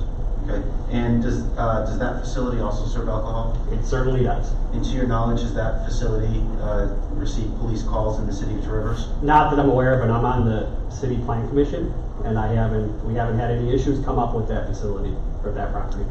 Okay. And then when we look at El Presidente here in Green Bay, do you know offhand what I guess this would be prior to the bar opening, what percentage of the sales come from alcohol? I do not know. Mr. Laporta may, but I don't know. Okay. I've got questions for staff that'll come after, I assume. Thank you. Alderman 12. Yes. Thank you, Mayor. A couple questions, sir. You mentioned the police calls went down from 43 to 10 after the new company was, or the old company was terminated. Right. The city attorney had provided a list of the calls for service during the time period that the committee was considering, and there were a total of 53 calls. 43 of those calls were during the time that Dubline was operating the bar. Are you personally familiar with what the 10 calls are regarding? I was at the time of the evidentiary hearing from the evidence that was submitted, but I don't have those notes with me tonight, no. Okay. Last question, you mentioned the business owner has invested $100,000 into the business. Is that modifications to the building, or? He might be able to speak to that more specifically. He's nodding his head yes. I know he's also installed some camera systems. He's bought machines, as I indicated, to read cards. He's bought metal detectors, the handheld kind. I don't know what all the modification or what all of the expenditure is.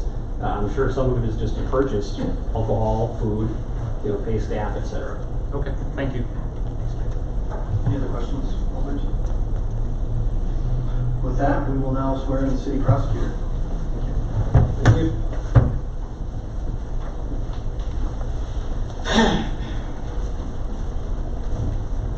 Please raise your right hand. Do you solemnly swear that the testimony which you shall give on the matter now on hearing will be the truth, the whole truth, and nothing but the truth, so help you God? I do. Please state your name and address for the record and spell your name. Rich Mays, M-A-E-S, 245 Traders Point Lane in Green Bay. Thank you. You may proceed. Good evening, members of the council.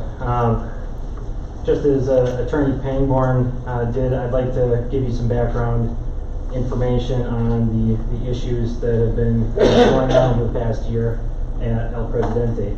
I chose to look at the last year of calls for service when generating the list of 53 calls and the calls that specifically involved staff or patrons of El Presidente.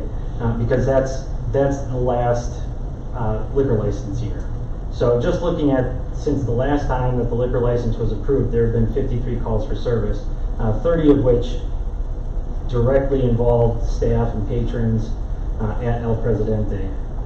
There was some discussion about Dubline Entertainment, the promotion company that some people tonight have referred to as a manager of the bar. My understanding of Dubline's role was that they were an entertainment promotion company and they provided security for El Presidente, and that they weren't managing operations at the restaurant. And at the committee hearing,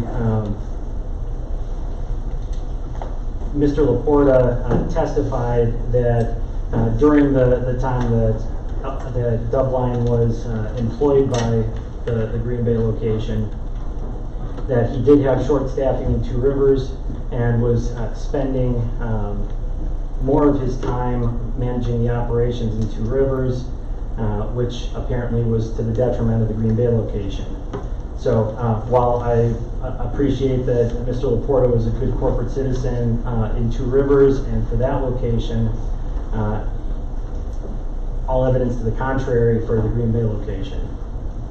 So before directly addressing El Presidente's sole objection to the findings that came out of the protection and policy evidentiary hearing, it's worth pointing out that there were no objections made to the findings of numerous violations of Wisconsin liquor laws by El Presidente, including multiple violations over the past year for disorderly house, violations for massive bar fights spilling into the street, as recently as April of this year.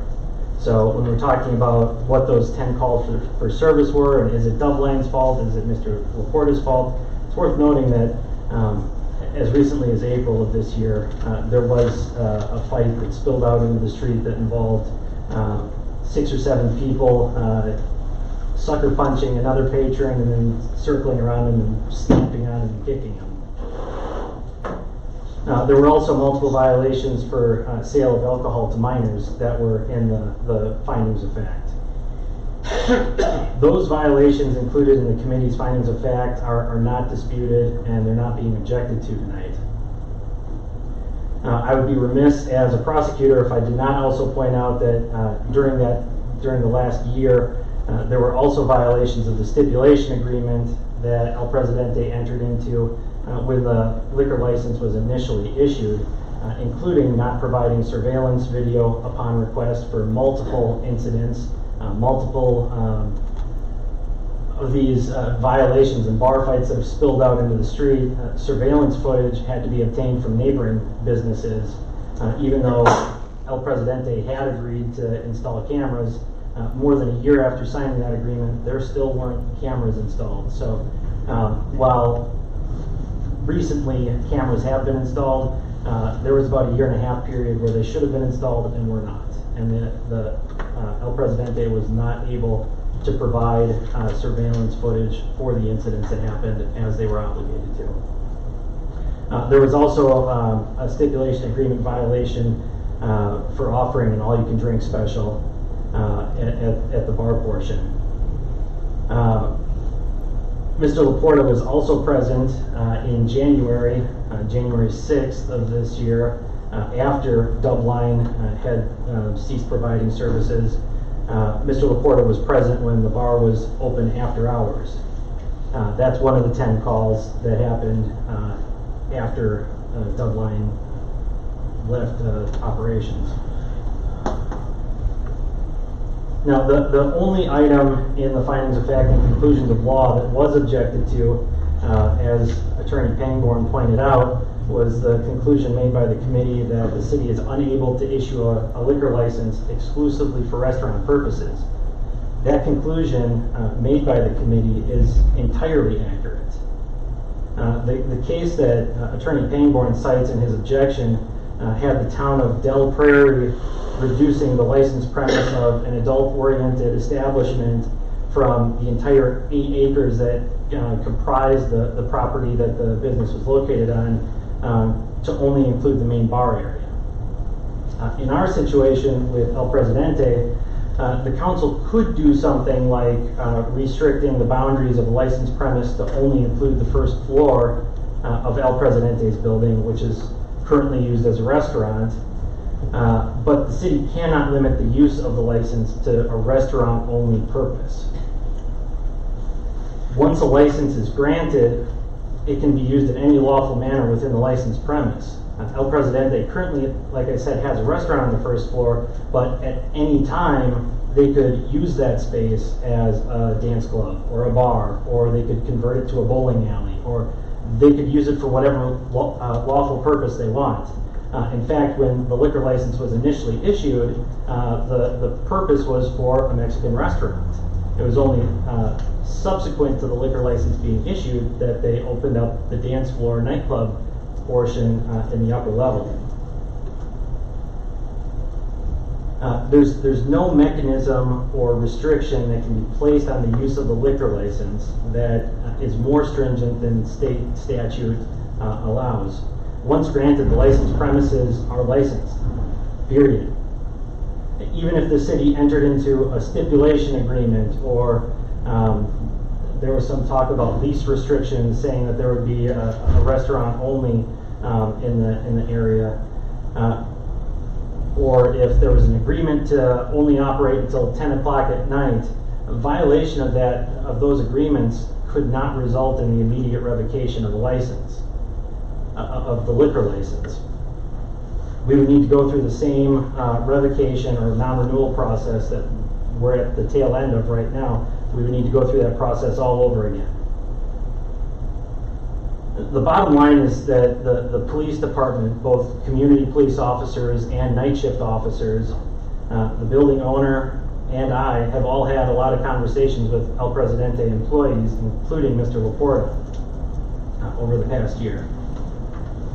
The suggestions of either shutting down the nightclub, closing early, using it as a different purpose, those have all been suggested multiple times. I understand that El Presidente made a lot of money selling a lot of drinks on the nights that the bar or nightclub was open, and having that bar level open helps pay the bills. I don't fault a business owner for trying to make money and to run a profitable business, but it needs to be done within the confines of the law. El Presidente's application for renewal this year describes the address and a 2-story commercial building as its licensed premises. They had no intention of shutting down the poorly run nightclub operation until non-renewal was presented and suggested by the city. Over the past year, there have been too many violations, many of which were major incidents, to justify renewal of this liquor license. El Presidente has been given many opportunities to close earlier or shut down the nightclub. Mr. Laporta has chosen not to do so. The safety of our downtown area is on the line, and the accountability of liquor license holders in the city of Green Bay is on the line. The city of Green Bay has so many great licensed establishments that play by the rules. However, those establishments that fail to or choose not to follow the rules run the risk of losing their liquor license. Again, there have simply been too many violations over the past year at El Presidente to justify renewing its liquor license. The strain on police resources with one incident, I believe it was the September incident, required 14 or 15 officers to be dispatched. 14 or 15 officers not responding to other calls for service in the night shift is unacceptable. I urge the council to send a clear message that the city does not have unlimited patience when it comes to liquor law violations, and I urge the council tonight to adopt the Protection and Policy Committee's recommendation to not renew the liquor license to El Presidente. Thank you. Any questions for our city prosecutor?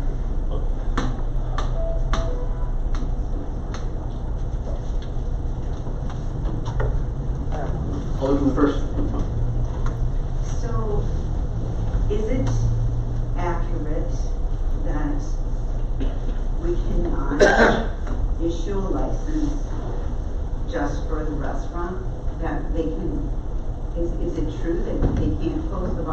and then just have the restaurant part open? So the restriction that can be placed on a liquor license is what is defined as the licensed premise. The boundaries of where the license applies to. The use cannot be regulated. So if the lease were changed so that they did not have the upstairs part, then does that cover it? Well, it would prevent there from the second level being used as a nightclub, but it would pose no restriction to the use on the first level. So They could continue to. Draw up the restaurant and open a nightclub up on the first level. Exactly. Correct.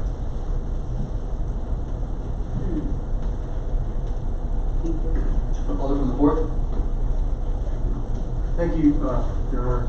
How many citations, or were there citations issued for how many events? 7 citations have been issued, 4 have judgments entered, 3 have been dismissed as part of plea agreements. And they were issued to the owner, Marco Laporta. The citations that have judgments issued have been paid in the amount of around $2,100 total. Were there any stipulation violation? Was that citations issued for any of those? Yes, I believe there were 3 disorderly house citations, 2 underage patrons on licensed premise, and I believe the other 3 were, or I believe that there were either 2 or 3 stipulation agreement violations. Thank you, Alder. Alder from the 12th. Thank you, Mayor. Sir, you mentioned 2 of the 10 calls, from what I understand, after deadline was terminated. One was a rather large fight, in your opinion, that spilled to the outside of the establishment. Correct. That's one, and then the second one that I heard was operating after hours, so they were selling alcohol past bar close at 2, I'm assuming. So the night shift officers, one of whom testified at the committee hearing, they were patrolling and they saw people leaving El Presidente after bar close. So they did a tavern check and they found 14 people still in the bar. There was some testimony from Mr. Laporta at the committee hearing that they were employees of the bar. Officers took down names of the people present. It did not appear to officers that all of them were employees. They were sitting at the bar, and I believe Mr. Laporta's response was, what's the issue? We're just sitting around talking. Well, bar close means bar close. Everyone's out. So having a dozen plus people in the bar after bar close is a violation of liquor laws and your liquor license. Thank you. Did I hear you correct when you stated that a condition of the liquor license was that they install a surveillance system and that they did not have one for a year and a half? So as part of the liquor license process, police department, as part of their security plan process, they go through a stipulation agreement with applicants who want a liquor license. And based on what the planned use is, things like ID scanners, things like metal detectors, those types of requirements are discussed with the applicant for the liquor license. And in El Presidente's case, they submitted their initial liquor license application as a restaurant. So things like ID card scanners and security devices weren't part of that original stipulation agreement. One of the things that is in the stipulation agreement is to install security cameras, and if there is an incident, that the facility provide their security footage to law enforcement as part of the investigation. The original liquor license was issued a year prior to these 53 calls for service, and it wasn't until I know at least after October that the security cameras were installed. I can think of up to Halloween, the weekend before Halloween, there was an incident that there was no security footage available.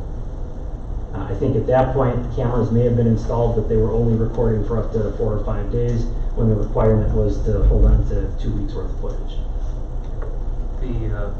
The attorney for Mr. Laporta stated that the business owner has invested $100,000 in the property and the business. In your opinion, should that carry any weight as to whether we should renew the license? Is that something we should even consider? Or should we stick to the letter of the law in regards to the liquor license?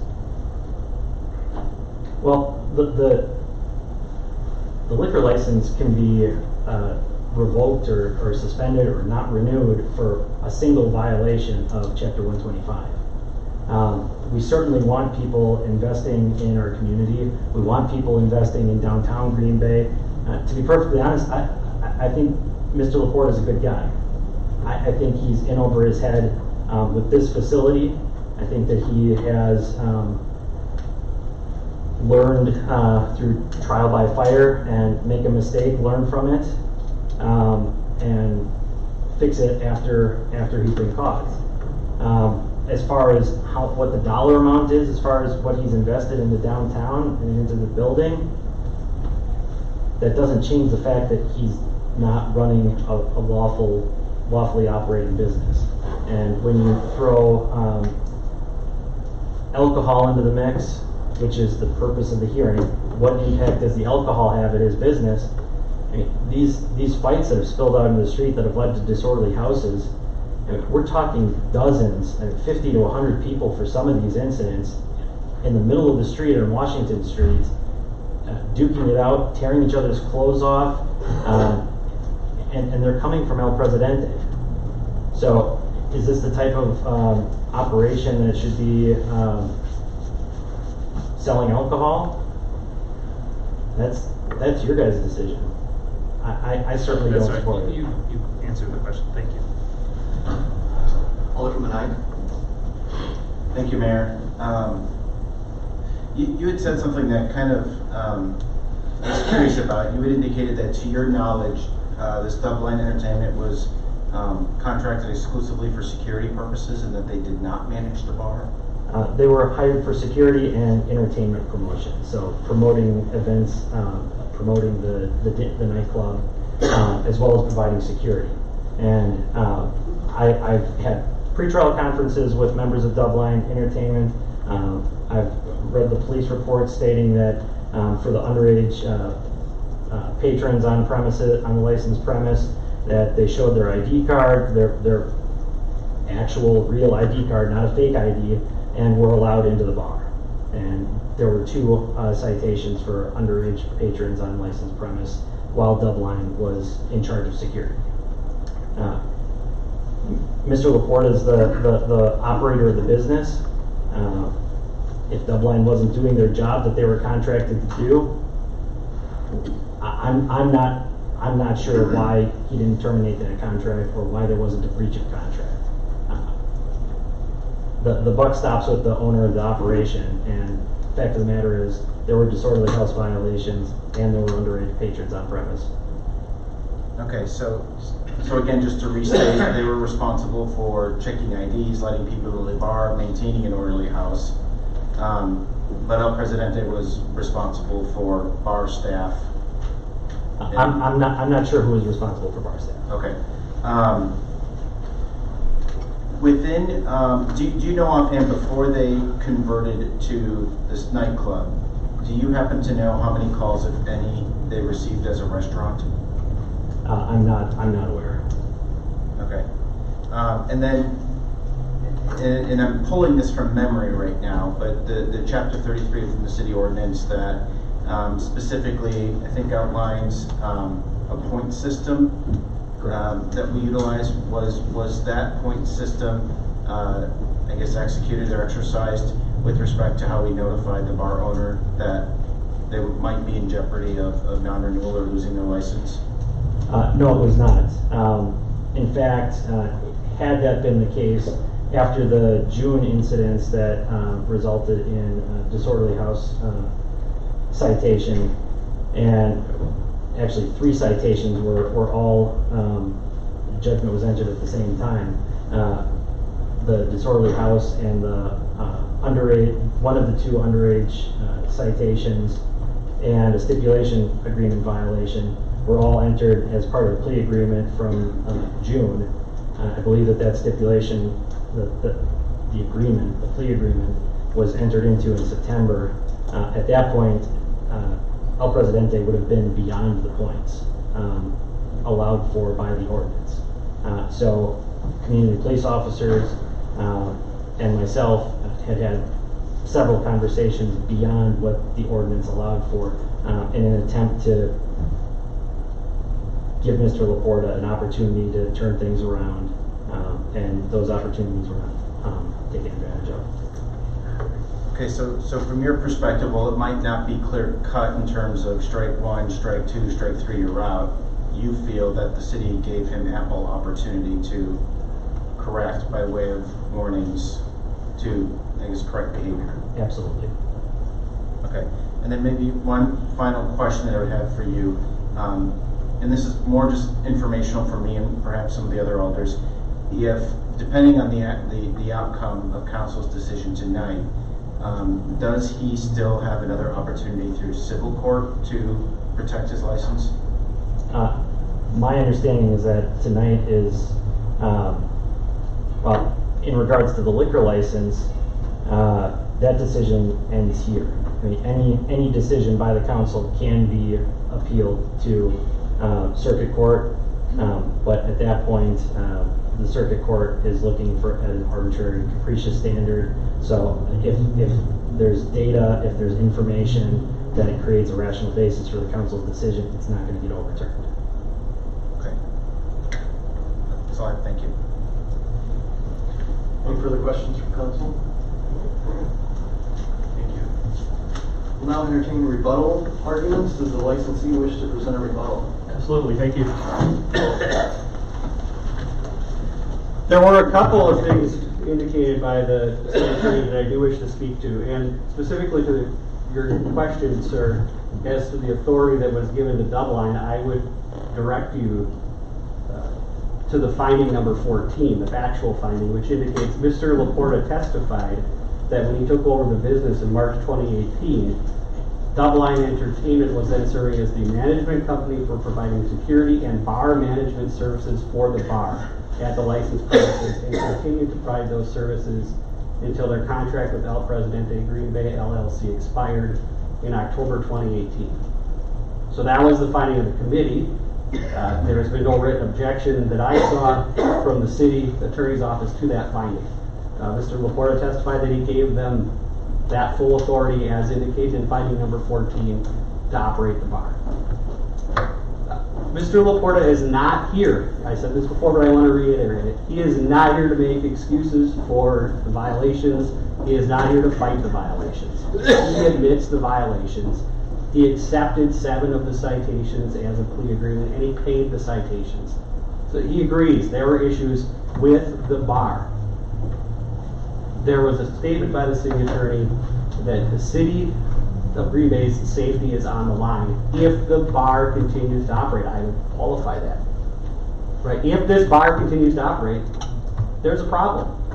But Mr. Laporta has offered to shut down the bar. And I agree with the city attorney. We can't, and I shouldn't say we, you can't issue a license that says he has to operate a restaurant. You can issue a license that says he is only permitted to operate on the first floor of the premises. The reality is that the first floor of the premises is a restaurant, which is Mr. Laporta's business. He's a restaurateur. He's not a bar operator. He said that at the evidentiary hearing, and the committee chair made a comment similar to the city attorney's comment that you didn't have experience in that area. You thought he'd give it a try and learn trial by fire, and it was certainly a bad idea. I can't imagine that what Mr. Laporta is going to do if this body grants him the authority to operate a liquor license premises on the first floor of the building only. I can't imagine what he's going to do is to rip out the restaurant and put the bar on the first floor. The bar has been nothing but trouble for Mr. Laporta. He has no intention of doing any such thing. I understand we're taking that on faith for Mr. Laporta, but he is a restaurateur. That is what he does, and that's what he wants to do. That is where he has had success here in Green Bay, and that's what he wants to continue to do here in Green Bay. He is not going to convert the restaurant to a bowling alley, a bar, or any other kind of facility if you allow him to operate on the first floor of the premises only, and his landlord is not going to let him. You have that information that I've provided to you tonight as well. One of the other things that was raised by the city attorney is if we renew the license with the modification and there are continued problems from Mr. Laporta, we got to wait all the way until next year to go through another renewal process 12 months from now. That's not true. Right? Section 125 of the statutes allows any citizen who lives within the municipality to file a complaint against Mr. Laporta's liquor license and commence a proceeding to revoke the license. That is state law. So there's absolutely no reason, if there are continued problems, that any person who lives within the city of Green Bay could not come forward and say, we tried to give Mr. Laporta a chance. Someone on this council could do it. One of you could do it. The city attorney could do it. If anybody who lives in Green Bay can say, take his license away and commence one of these actions again. So you do not have to give Mr. Laporta a full another 12 months to figure out if this is going to work. One of the other things that was asked, I don't remember which gentleman it was, is about the calls to the facility that were related to the bar versus related to the restaurant, even prior to the time that was examined by the facility. I can tell you that I asked all of the officers who testified if they ever responded to a call for service at the restaurant itself as opposed to the bar. They all testified that they had never responded to a call for service at the restaurant. I asked them if any of them had any concerns for public safety related to the restaurant. They all said no. So I don't think, as far as I understand, there have been no calls for service for the restaurant. None. They've all been related to the bar, which is already closed, and there is no intent of reopening it. And if you modify the premises description of the liquor license as Mr. Laporta has agreed to do and as the law allows, and you can't do it unilaterally, but as the case law indicates, if Mr. Laporta agrees, you can modify it as he's requested. I don't think there's going to be any problems. That's what we're asking. If there are other questions, I'm happy to entertain them. Any questions from council? All right, thank you, sir. Does the city prosecutor wish to proceed with the rebuttal? Yes, briefly.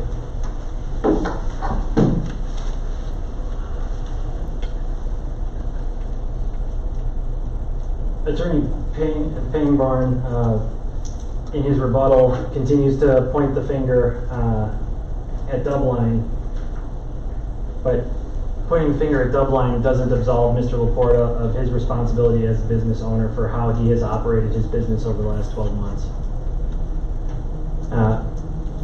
We're hearing a lot of assurances, we're hearing a lot of promises,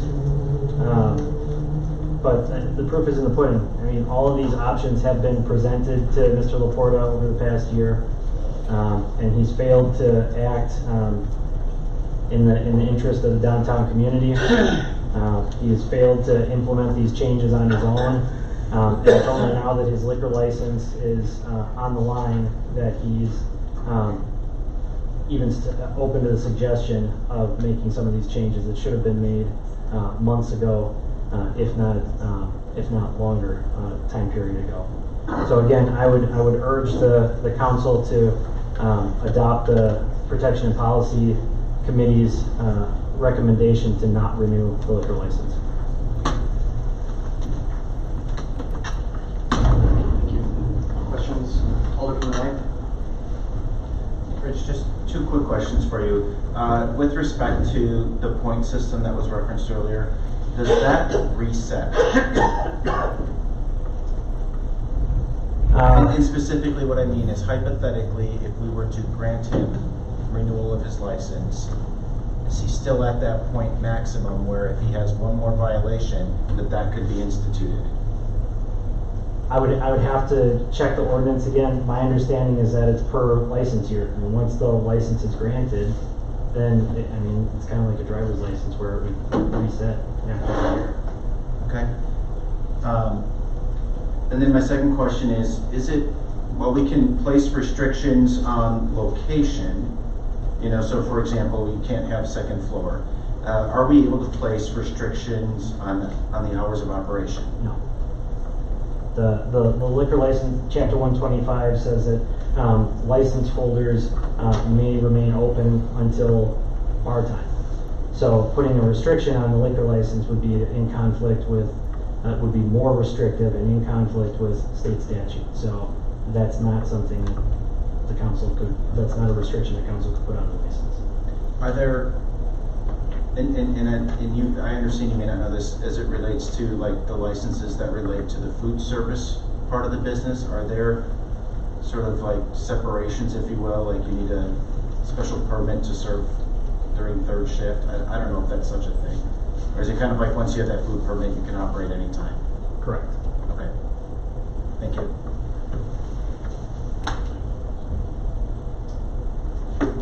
Any final questions for either party? Alderman Third. For our city attorney, please.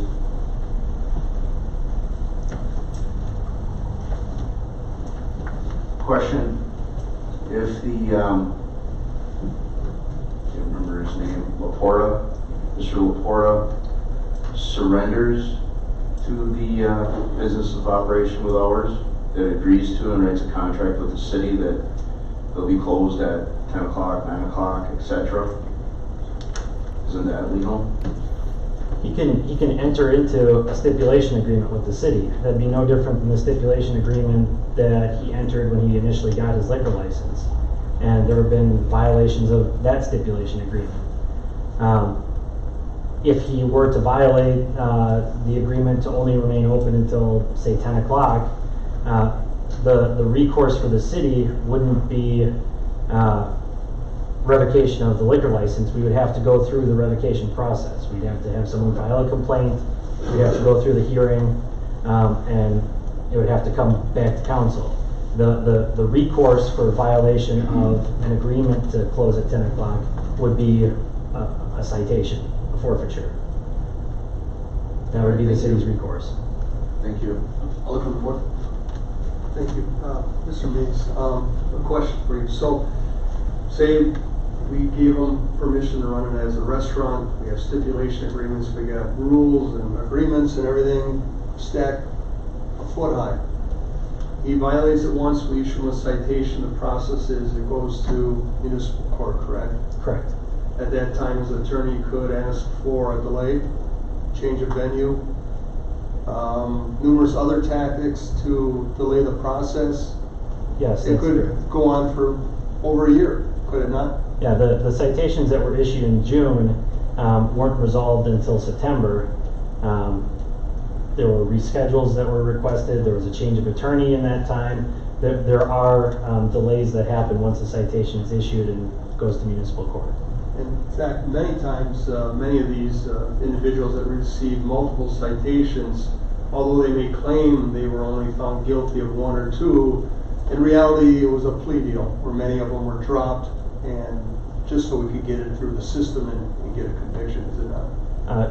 Correct. And in this particular instance, the first batch of citations that were resolved together, there were pleas to 2 of the citations while 3 were dismissed.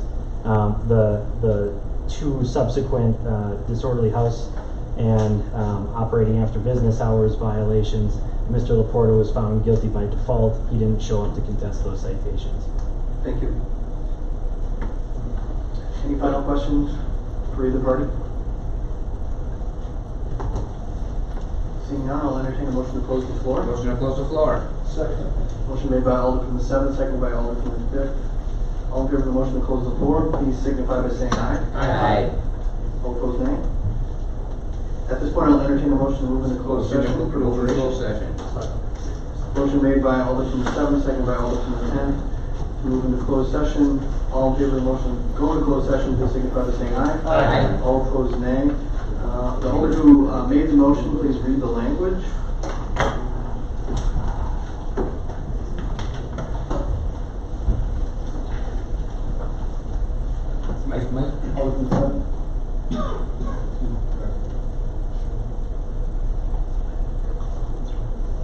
The council may convene in closed session pursuant to section 19.85 subsection 1 subsection B and or Chapter 19.85, subsection 1, subsection F.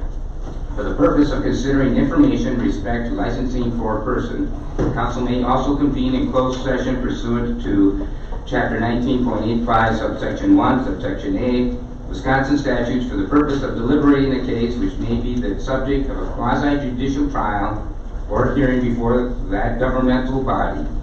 The council may thereafter reconvene in open session pursuant to Chapter 19.85, subsection 2, Wisconsin statutes, to report any actions taken during the closed session and to consider all other matters on the agenda. My apologies, we also need a roll call vote for that motion, so you support it.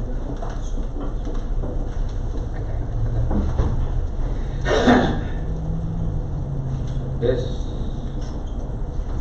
Vote. Are we voting? Closed session. It looks like we're voting. Looks like we're voting to non-renew. It just always appears like that. Okay. Can't change that.